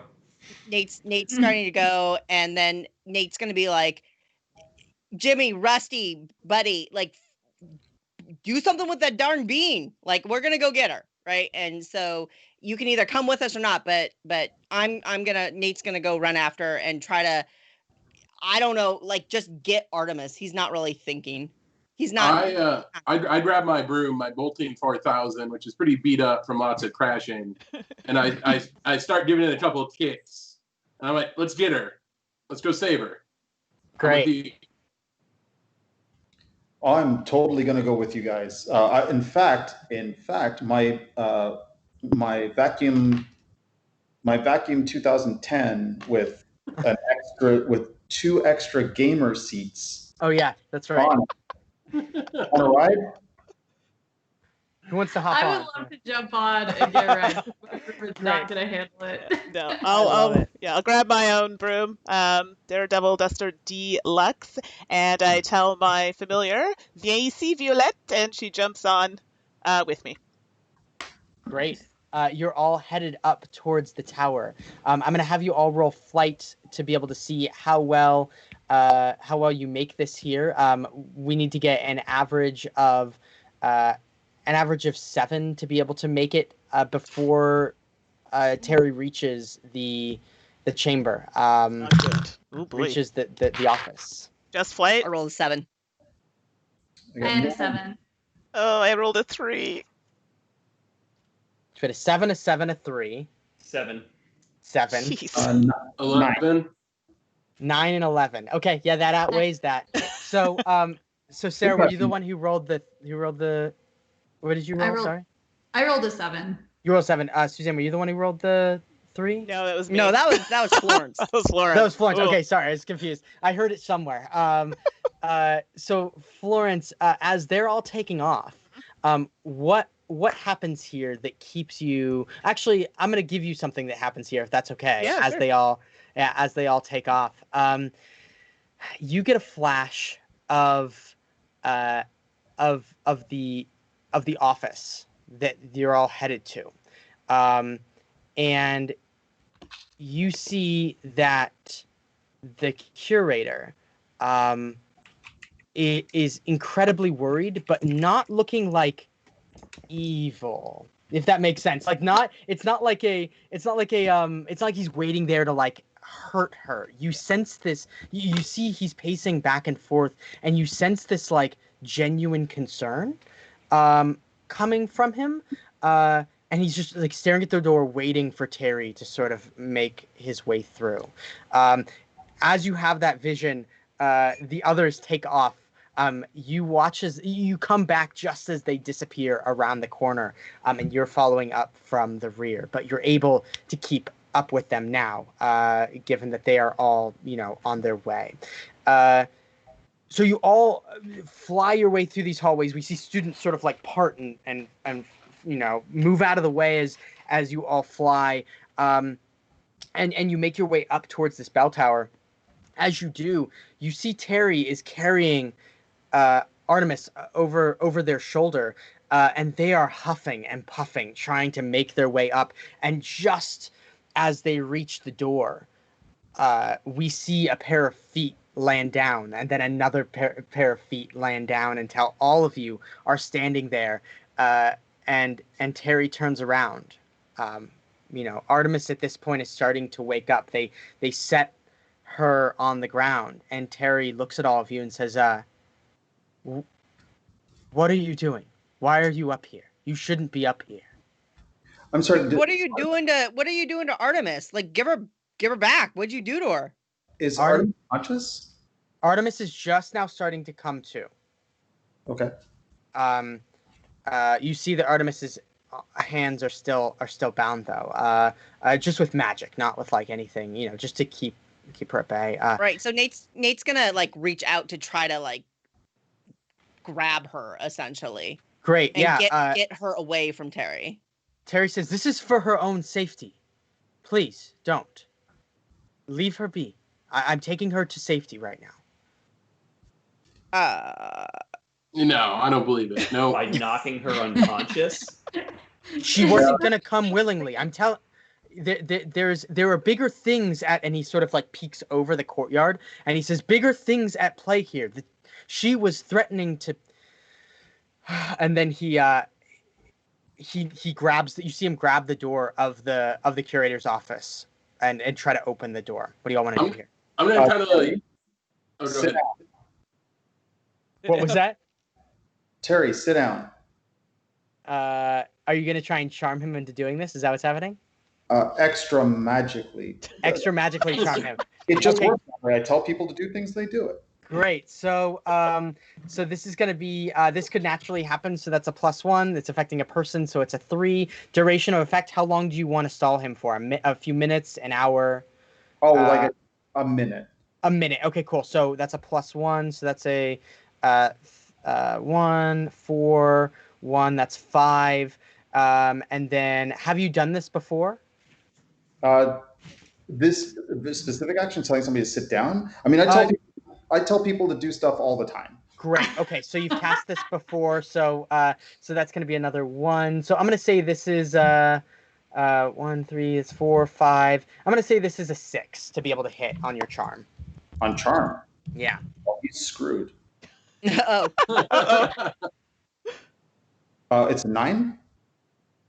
Hey. That was a 9. Yeah. Normally, I just want to flag, and Doug was good, saying that normally this would be contested. I'm just going to run it straight as a spell. I'm not going to contest it. But normally you would do a contested roll here. So that is a 9. So that's a success here. What happens is Terry. The reason why this works and the reason why this is easy enough to do and why I'm not contesting it is because Terry is being genuine here. This is for her own safety. And so he sits down and he says, "Look, I'm not trying. I know what this looks like. I know this looks bad, but I'm telling you that." And he's sitting down as he's doing this, and he's sort of taking the curse off of her hands. She's starting to come to a little more and sit up.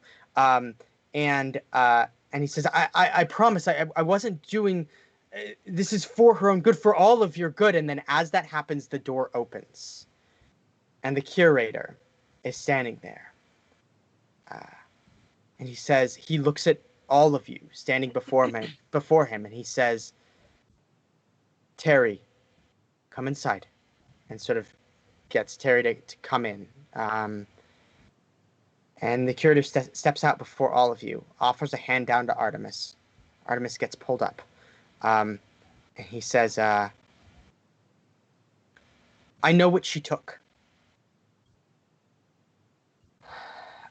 I know that you know. I'd like for all of you to come in just for a moment. I promise. And he takes the wand out of his robes and he sets it outside. He sets it down on the ground and says, "You're welcome to take this as an offer of my sincerity. But I feel like I need to be honest with you, given." And he looks out over the courtyard. Given the what's her body situation. language? What was that? What's Artemis's body language? Sorry, you cut out. Artemis's what? What's Artemis's body language? Artemis looks dazed, but also looks up at the curator, and what he is saying does not surprise her. Okay. This is So- what she's been told. Nate grabs the wand and tosses it Sure. to Pruk. Great. Curator doesn't do anything. That is totally fine. Curator steps back inside and motions for you all to come in. I think he's taking us to see his manager. I don't think we should go. We need more information here.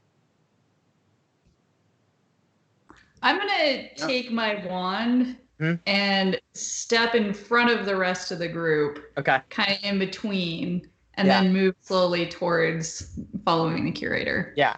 The curator says the door can remain open. I know that this is.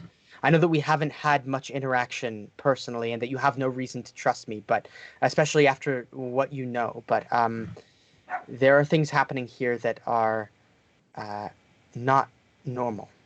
So Nate'll say, "Pruk, get Rusty's back," and then we'll look at Florence and Buddy and say, "Get behind me and stay behind me." Spenser. Yeah. One of my strengths is intuitive, right? I'm looking at the curator as he's talking about this. Like, what does my gut say? Is my spider sense tingling? Sure. I'm gonna have you spend. So you start with 3. Eric wasn't here when we talked about adversity tokens. Yeah. I'm sorry? So you this start is- with 3 of them. So you can You spend. start or you earn them. You start with 3 off the bat in the beginning of the game, 3, yes. and then you'll spend them to be able to do this. So, yeah. What if you want to spend those to do this? Yeah, your gut says he's telling you the truth. He's freaked out. He's like worried, concerned about what's going on, and is being genuine in that he wants to sort of relay it to you, given the information that you know. All right, I'll just go and follow him. Great. Yeah. As you all move, I'm gonna join. as you all move into the room, the door remains ajar. But sorry, I'm choking. Hold on. Oh no. Oh, good. I also do hear myself again, just as a heads up. Not sure if somebody has the beat on, but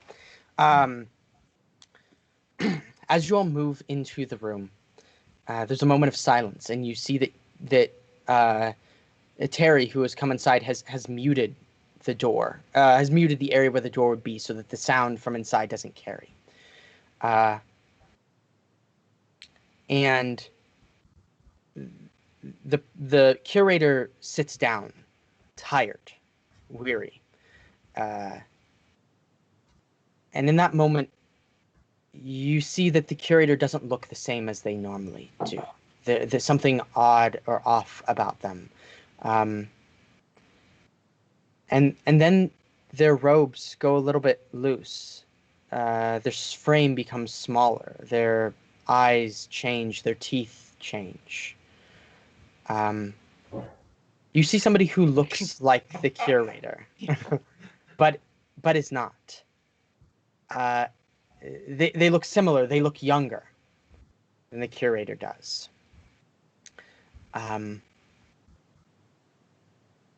He takes a deep breath and he says, my name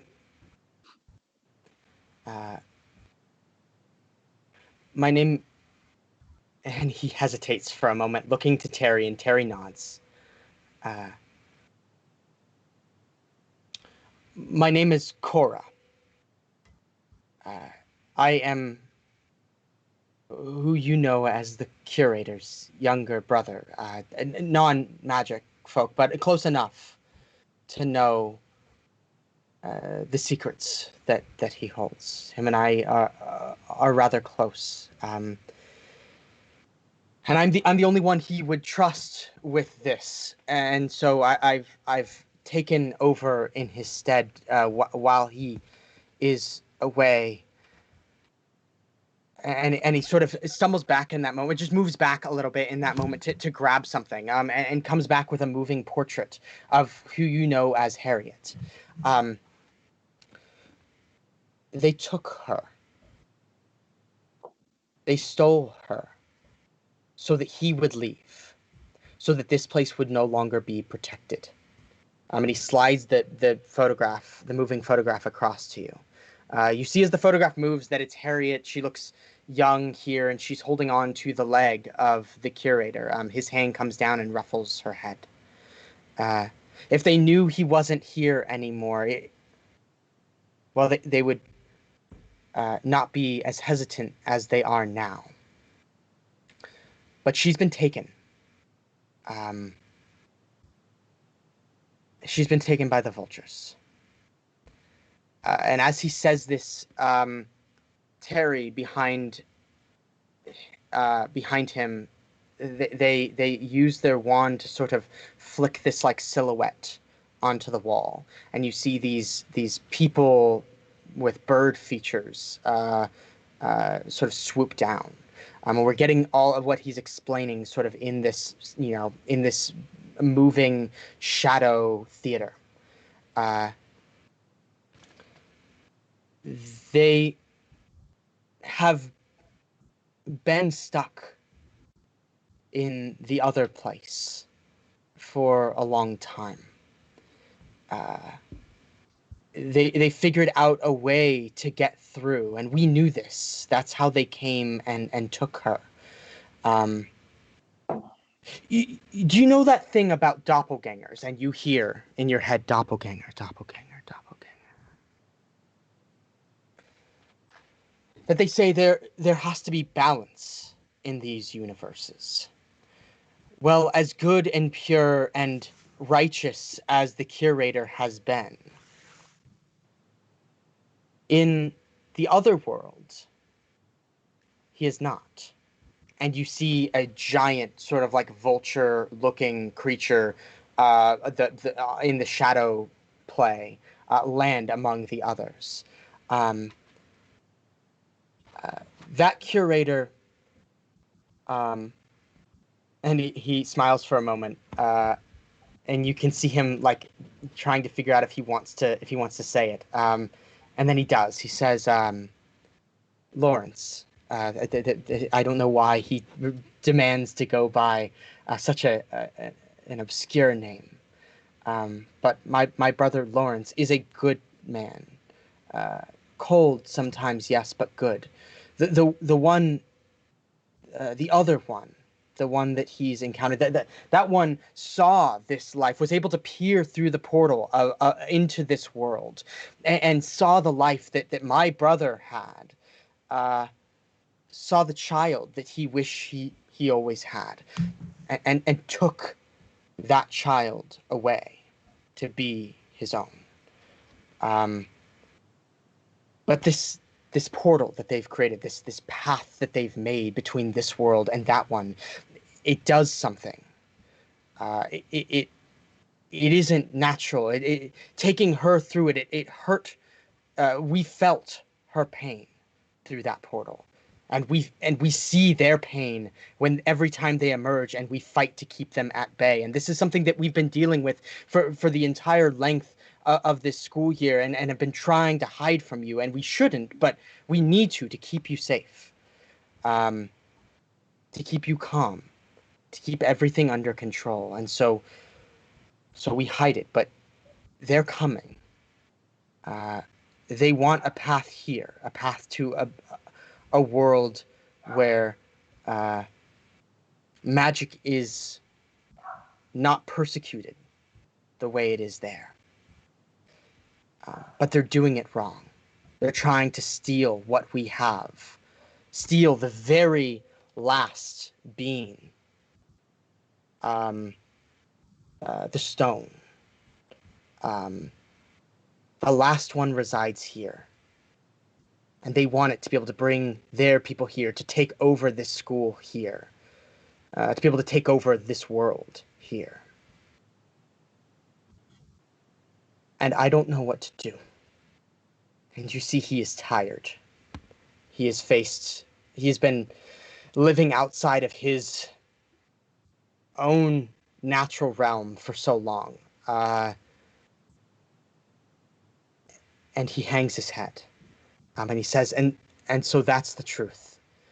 And tonight, they're coming. They're coming to take it, and I don't know where my brother has gone. I don't know whether he will be able to stop them this time, but they want a way, and I can feel them coming. What are you doing to Artemis, dude? Like why you gotta hurt her? I didn't hurt her, he says. I just couldn't let what she knew, I couldn't let that get out for fear that then they would know. Everybody would know that I was not my brother. And if I'm not my brother, they are not afraid to come to this place and wage outright war. So I had to keep her quiet. Can't you just like put the bean down the dish disposal or something? Like, Yo, Nate, yes. Good idea. I mean, come on, man. Like, well, let's just make some like beans and franks and get some chow down, and then problem solved, right? If the bean's gonna be like their thing. If we all like eat a bunch of beans and have that in it, we won't even know who has it. Dude, yeah. And also snacks. I told you I was getting noshy, man. Oh my goodness. He sort of smirks at you and says, "This is no bean. That is the form it masquerades as, but this is not something that should be taken lightly or dealt with lightly. It's not something that any wizard or witch should have their hands on. It wrong. The wrong use of it could collide these two worlds into one. It could slam these worlds together. It could create portals between the two that, if made inappropriately or inexperiencedly, could literally collide universes." That stupid bean? That stupid bean. It points at you. Sorry, I'm drawing a blank on your name, Buddy. Doug. Points at Fruit. Yeah. I'm gonna glare at Peruk. Does he? Have we shown him the bean? Like, does he know we have No. it? No, Okay. No, not at all. No. Okay. This may be a good time to let you know. And I take the bean out of my pocket, and I'm like, we weren't sure what you were doing, so I may have accidentally done a really super awesome job teleporting this bean out of the glass case. It was wicked magic, dude. It was really good. Thanks. Yeah, He it was looks at sick. it. His eyes are the size of saucers, and he's like, "What magic did you use on this?" Just, regular old teleportation spell, but done really well. Oh, and you see him look at Terry, and Terry's shaking his head, his eyes wide, and he's like, "Do you know, with one wrong incantation, what you could have done?" Yeah, but he didn't do it. Exactly. I knew I had a bad buddy. feeling about this. And he says, he puts his hand sort of on your shoulder, is just very gently, and he says, "You must be incredibly gifted." Oh. Can you write that down for my dads or email them? As that happens, you hear this crackle of electricity. Is that the And- email? No, it's from outside. You hear this crackle of electricity, and he sort of like starts up, sits up from where he is, and runs towards the front of the room, peers out the door, over the ledge, out the window to the tree in the courtyard, and he says, "Oh no." Runs back inside. Terry at this point is gathering, like you see him opening one of those cupboards that is actually in the that's in the museum. And it's just full of herbs and liquids in vials, and he's pulling those out and sort of like strapping them onto himself. And Terry says, I think he just actually just gives like a nod, and then just bolts out the door.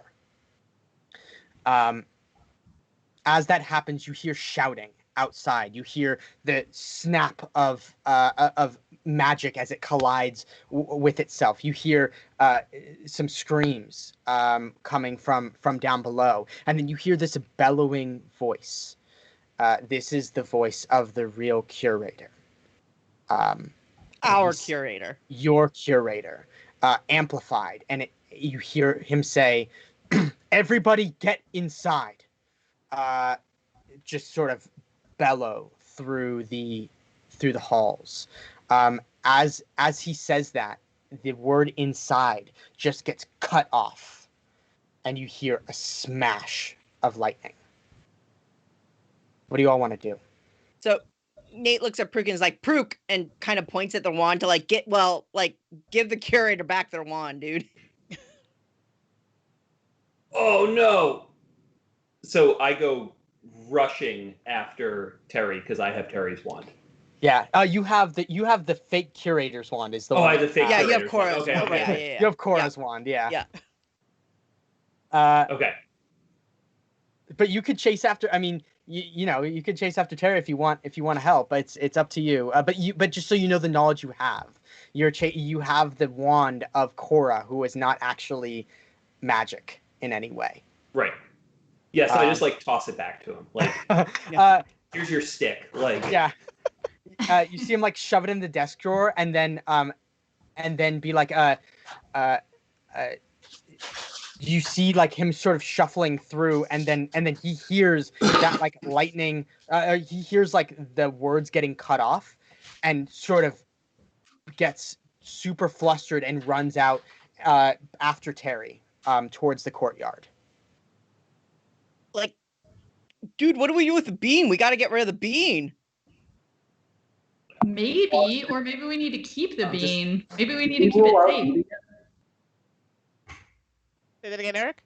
Did we rule out eating it? I don't know.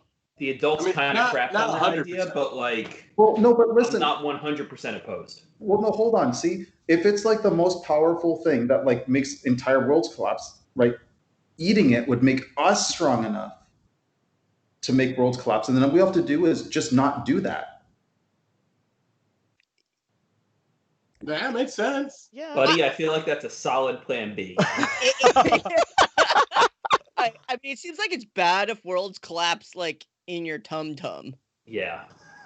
Yeah, but no, but you see, but we control it. It's in our it's in our own stomach. So we just go, no world's collapsing. My bean. But Oh, maybe. Oh, bro, I've eaten enough stuff to know that I don't control what happens in my tum-tum after I eat something. Okay, I have a water bottle in my backpack. Uh-huh. I'm gonna throw that over to Prook just in case he wants something to wash it down. I mean, Cora did say that Prook's exceptional. Seems solid. Well, he said gifted. The word is important. But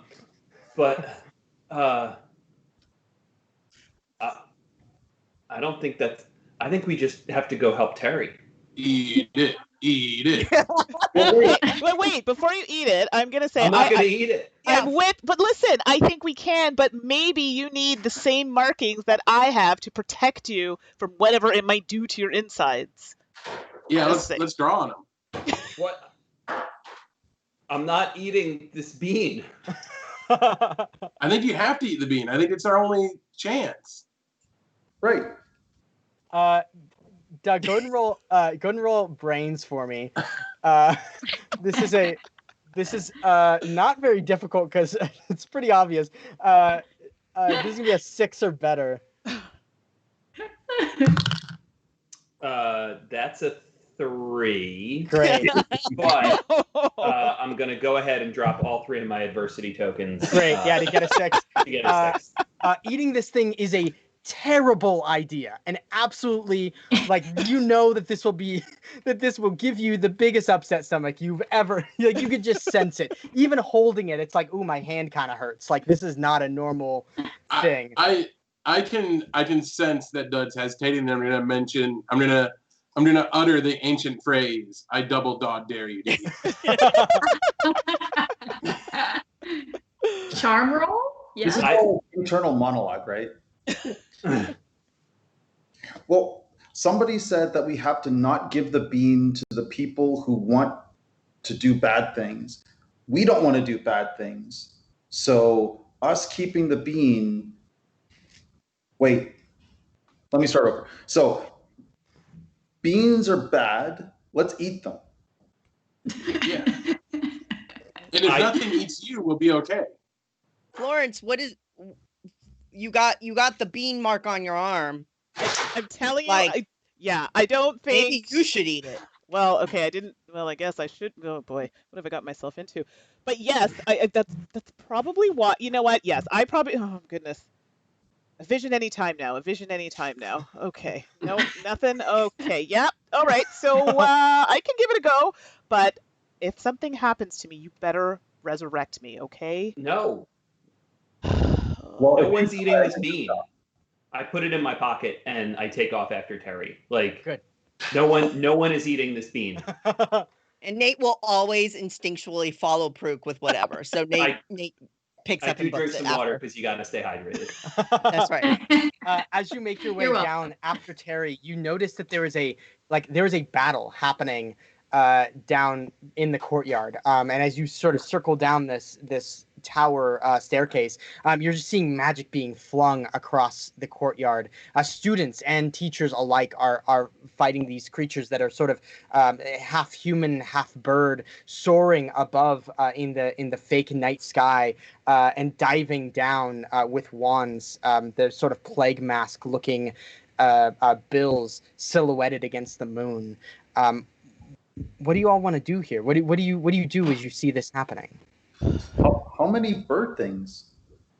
You can see that there are 3 of them here, but there's a crackle of electricity that's opened up in the center, right at like the base of the tree, and you see that as like the as the electricity sort of flows over the top of it, almost like it's an egg, there are more people being what look like born or moved out of that egg-like portal and into the courtyard. One more. There's 3 currently that are sort of circling. There's a 4th one that's breaking through. Oh, gross. You're seeing that as you get Doug, since you're sort of the first one out there, you're seeing that the masks have been like attached to their skin now because of passing through that thing. It's like the sort of like costume, or not costume, but like the facade that they had taken on as sort of their ritual or whatever, it is now burned onto their skin and onto their arms. They've had to make that sacrifice to be able to move through this this portal. So I pull up next to you, and I say, listen, if you're not going to eat it, then we got to get it to the headmaster. Maybe he'll know what to do. The real headmaster. Like the curator? Yeah, the curator. Who are you talking to? Prook, or are you talking to Prook, yeah. Florence? To Prook. As he says this, Prook, you're able to look into the courtyard and you see the curator lying on their back. Like downed. Like doing some crunches, or Nope, just laying there downed, like not moving. I'm gonna kick off and go to try to grab the curator and get him off the ground. Great. Where are Terry and Cora? Terry and Cora have taken off. They're ahead of you, circling down the thing. They're circling down the tower. They're headed out towards these creatures. As you see them sort of burst forth, one of those other vulture-like creatures comes, people creatures comes out of that portal, joins them, pulls their wand, and starts firing in their direction. One of the bricks in the courtyard, sort of one of the sets of bricks, like explodes around them, and they sort of dodge out of the way. So I'm yeah, gonna Nate, run over towards them and try and get in between. Great. yeah, Nate's like, we gotta help them. We gotta help them, dudes. We gotta go. So what I'm gonna have you all do, if everybody has a thing that they want to do here, I'm gonna have you all roll. We're gonna montage to see how this plays out, as this whole sort of fight is unraveling.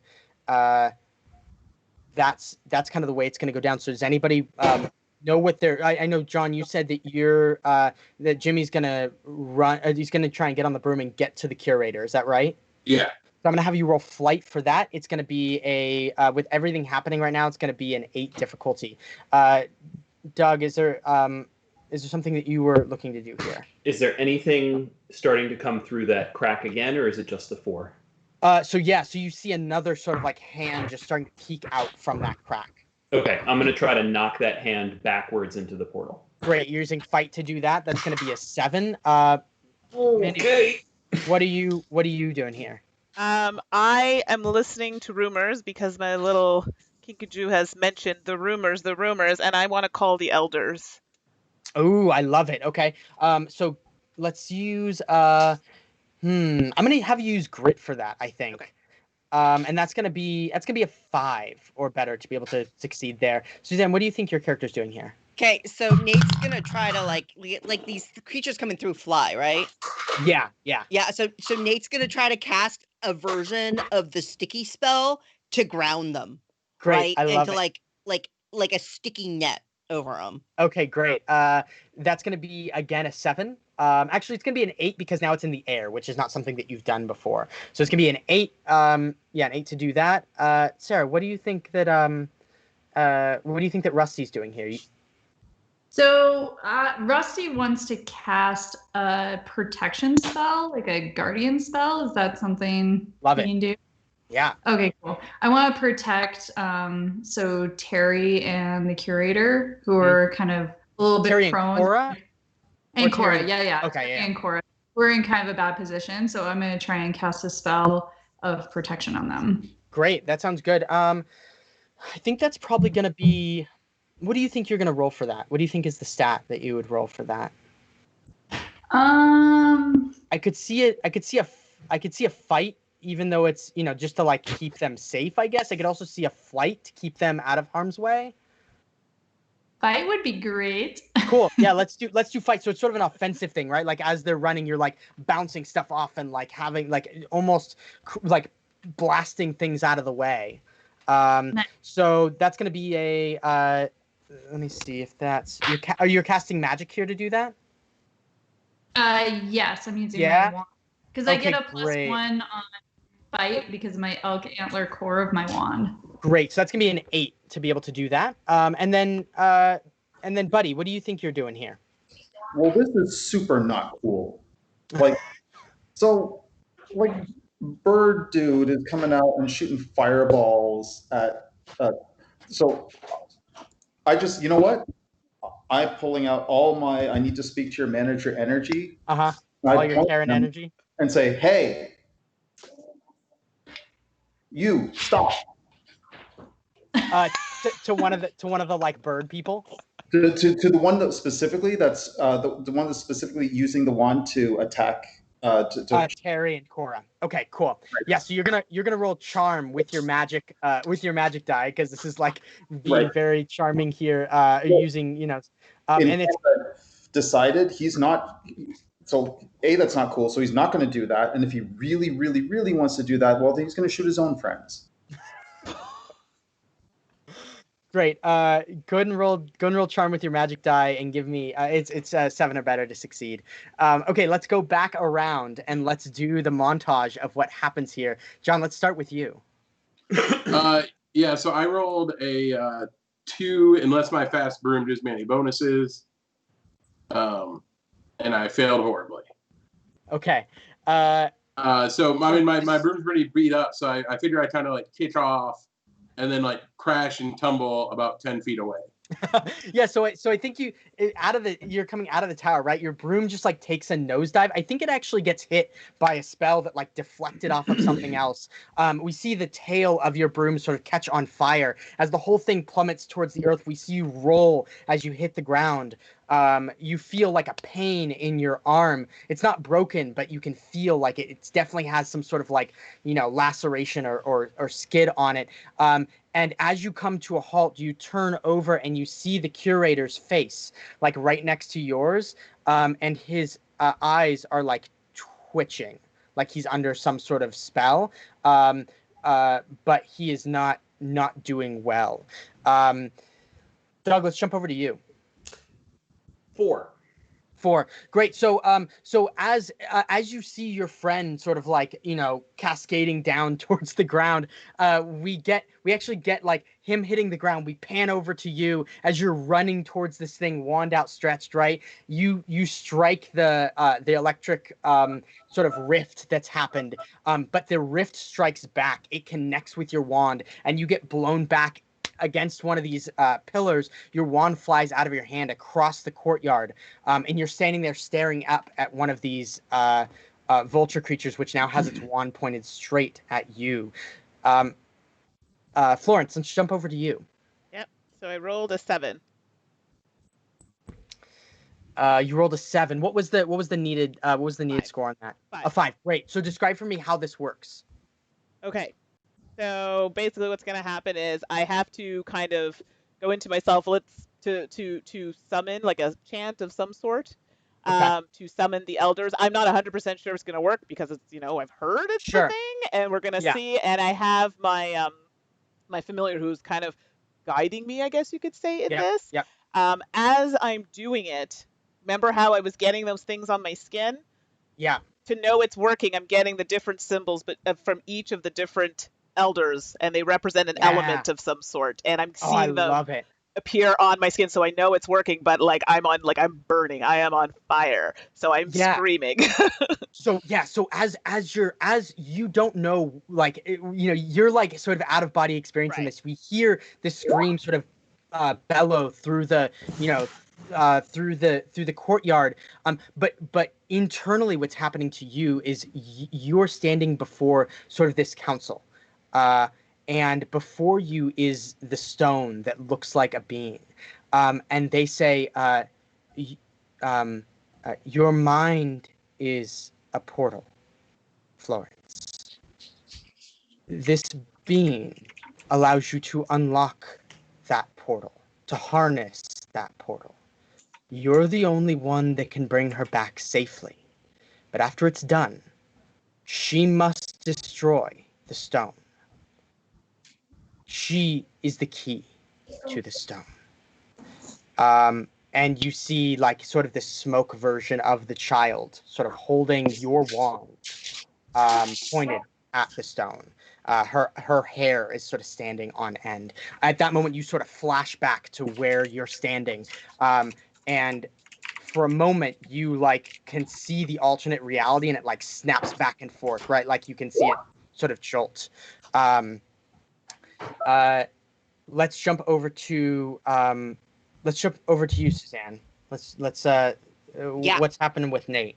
So Nate is like sees all these things flying around, and like of course his brain goes to the good old sticky spells. So he focuses and takes his wand and casts this epic spell, and just feeling it, like he feels all the urgency and all the energy of the moment, and so casts it at the grouping, the small grouping. There's one that like is a little separate, but like casts it at the grouping, and feels like he can feel the magic working, right? Yeah. And can totally feel it because Nate just rolled what he needed. Great. So, yeah. So we watch as one of these vulture creatures like sort of falls out of the air. It actually lands right by Jimmy as well. We just sort of have like all these things that are just like colliding right with the ground. Like it's creating this. It's almost like shaking the whole place, as though it's as though the physicality of all of this, of all the magic that's happening, is like reverberating throughout the school. And one of those creatures comes down and is stuck to the ground. You see them trying to get up, and they can't. Their wings are almost like wax. They're melting to the ground. We jump over to Rusty. Rusty, how was your roll? I rolled a 7, but I have a +1 to my fight because my antler wand. Nice, great. And what was needed to succeed? Remind me. 8, so I just 8, barely so did. just barely did it. Okay, go ahead and describe for me what happens here. So I see that Cora and Terry are having problems, and I rush towards them and cast a spell, and it covers them in a little bit of a shield, just as one of these terrifying bird creatures shoots a lightning bolt down on them. And I can see that the lightning bolt cracks that shield that I put over them, and it crumbles away. But underneath, Terry and Cora are perfectly fine. They look a little startled, but they haven't been damaged. Great. And let's jump over to Buddy. Well, see, so this is not cool, right? The world doesn't. The world is not working the way it's supposed to be working. I guess you can call it magic or whatever, but clearly the bird gross thing that's shooting my friends is what needs to be happening at this point. Is for that bird person to be shooting his other friends. Let's even the odds a little bit. And I've decided that's exactly how it's going to be. And I explained to him in exactly those words, that's how it needs to be.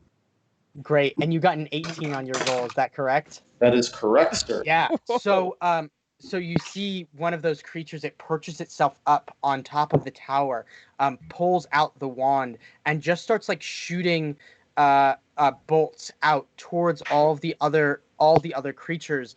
And they sort of like, for a moment they're stunned. And then this final, you see him point this final sort of bolt at the portal that's formed in the center. And as he does, the portal, there's one last creature that you see their arms kind of reach out, pull themselves out, scurry up into the tree, and then the portal explodes. There's nobody else coming through this thing anymore. You have stopped that from happening. But there was a figure that crawled out of that portal before it was done. The other feathered beings are all sort of, trying to get their bearings, figure out what's happening, why their friend's attacking them. But none of that becomes as important as this tall bird-like figure that makes its way out of the tree once this portal is gone. And you recognize immediately the gait of this creature. It is the curator from the other side. They pull their wand from their robes. As that happens, Jimmy, you see the curator's eye, the real curator's eyes open. Feel around for his wand, find it, and point it up at the other curator. There is a match of wills that is happening here. But in this moment, I want to jump over to Florence, because Florence has information that can change all of this. Florence, what do you do? I need to transmit this information to everybody else, but without alarming the bad, things. So I don't know if this is a possibility or how I could do this through their mind. That's using brains. It's using brains. Go ahead and roll. It's gonna be easy. It's a 3 or better to be able to do this. Okay, so that's a pretty simple, like, first year spell. Okay. I'm rolling for brains. It's a D20. Jeez Louise. It's a 12.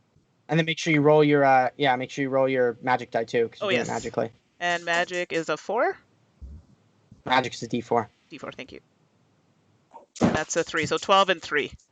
Wow, Rock great. it. Yeah. So absolutely, you're able to communicate that. As you hear this, Prook, you realize that Florence is the answer. Florence is the answer to how to get the child back, what the bean is supposed to do, and how to destroy it. What do you want to do here? I am going to teleport the bean into her mouth. Great. Great, you've done this spell before, so this is going to be to be able to do it successfully. It's going to be let me just do a little bit of math here. That's could happen natural. It's 5, 1, that's 6, that's 0, and that's 0, so it's just 6 to be able to do this. All right, and I don't have my wand, so I don't get my magic bonus. Oh, no. You don't get your magic bonus. Got some water to wash it down. All right. Yeah, that's a 12. That's a 12. Amazing. So as you're thinking this, Florence, all of a sudden you feel sort of a burning sensation on your tongue. As you sort of lurch forward, the stone in the shape of this bean comes out onto your hand. As it hits your hand, you feel it sort of like wrap around your wrist and move up your body and up your head and down your chest and down your legs to your feet, and all of a sudden you're standing in this place, but this place different, and there is a child who is looking up at you from the base of the tree. You've seen the electricity sort of crackling as it's as it sort of was left, and standing next to this child is the other Terry. What do you want to do here? Now the other Terry. This is the bad Terry? This is just another Terry. Just another You don't Terry. know. We don't know if it's You don't bad. know. Yeah, I mean, Okay. these people aren't necessarily bad or good. They're trying to do their thing because it's what's best for them. But yeah, Too many Terrys. It's a one Terry town. one too many Terrys. Confusing. Tiny Terry town. Yeah. So I think at this point I'm realizing that the visions I had were being fed to me. They were like a way to kind of lead us to where we are. And the girl, it's Harriet, right? Harriet. Yeah, Harriet. and I think she looks over at you and she's like, "You heard me. Yes. You found me." The other Terry is not bad, but is Right. following some kind of order. I don't know. They're in a trance. Maybe they've been Right. glamoured, but they're not inherently bad. But they have been told to not let basically someone like me anywhere near Harriet. Yeah. Totally. So how do you tackle this? How do you get Harriet back? So to get Harriet back in this case, I can't reason with Terry. This person is just a shell, right? Yeah. So I reach out to Terry and grab their face, like their head. Like I need my hand to be on their person. So Yeah. do you know what I mean? So I'm feeling their energy and basically getting an image of what all the things that are in their mind about this world, about the girl, any kind of instruction. And in doing so, this is painful for Terry. And Terry's telling me to stop. Like, this is, you're hurting me. And the little girl says nothing. She wants this to happen so she can be free. She can close this portal that's been opening. Yep. So I'm gonna have you make a roll. Okay. It's gonna be a 6 or better with fight to see how this goes. Okay, so fight is that one. And you can roll your magic die with it. Okay. So that's a... And then magic. That's some brutal stuff, man. Just grabbing their forehead. Sorry, I'm a little rocking, man. I like it. Oh, We're going sorry. there. Let me roll this one. Oopsie. And that one. Okay, so 9 plus 3. Yeah, you're great. So you get another 12. So this is double the amount, which means you did it perfectly. Which makes sense given that this is what you do. So as you reach out and touch his head, touch their head rather, you get the flashes of everything that's happened, this history of this place, a place that they are not welcome, a place that they've taken shelter in. They've been trying to get through to the other side, but the curator here is angry, is not a good person, has ruined basically their reputation with the outside world, and that's why nobody wants to be a part of. That's why nobody wants them there. So there's this like weird dissonance between like they're just trying to get out and get to a place that they are accepted, but at the same time they're doing it in the wrong way. And there's this fear, you feel this fear from this Terry of like from the curator of like what length they will go to be able to take over this new place. And as that happens, Harriet reaches up to you. You feel a hand grab yours. You're flashed back to the moment, to reality. You're locked eyes with the other Terry. And then you're gone.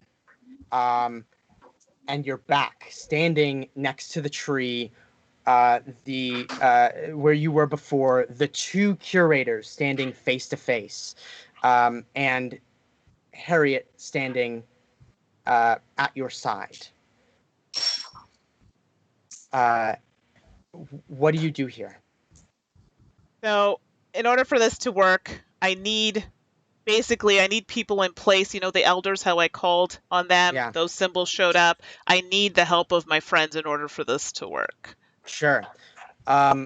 So we see all of you sort of starting to like gather. You see Florence come back. You see that Harriet is there with her. You've all had that information flash into your minds. We see all of you sort of rush towards that spot as the curators turn to look, and we get this shot of Harriet standing in front as all of you sort of form a semicircle around her, and the two curators stare, wands outstretched at one another, looking at this child.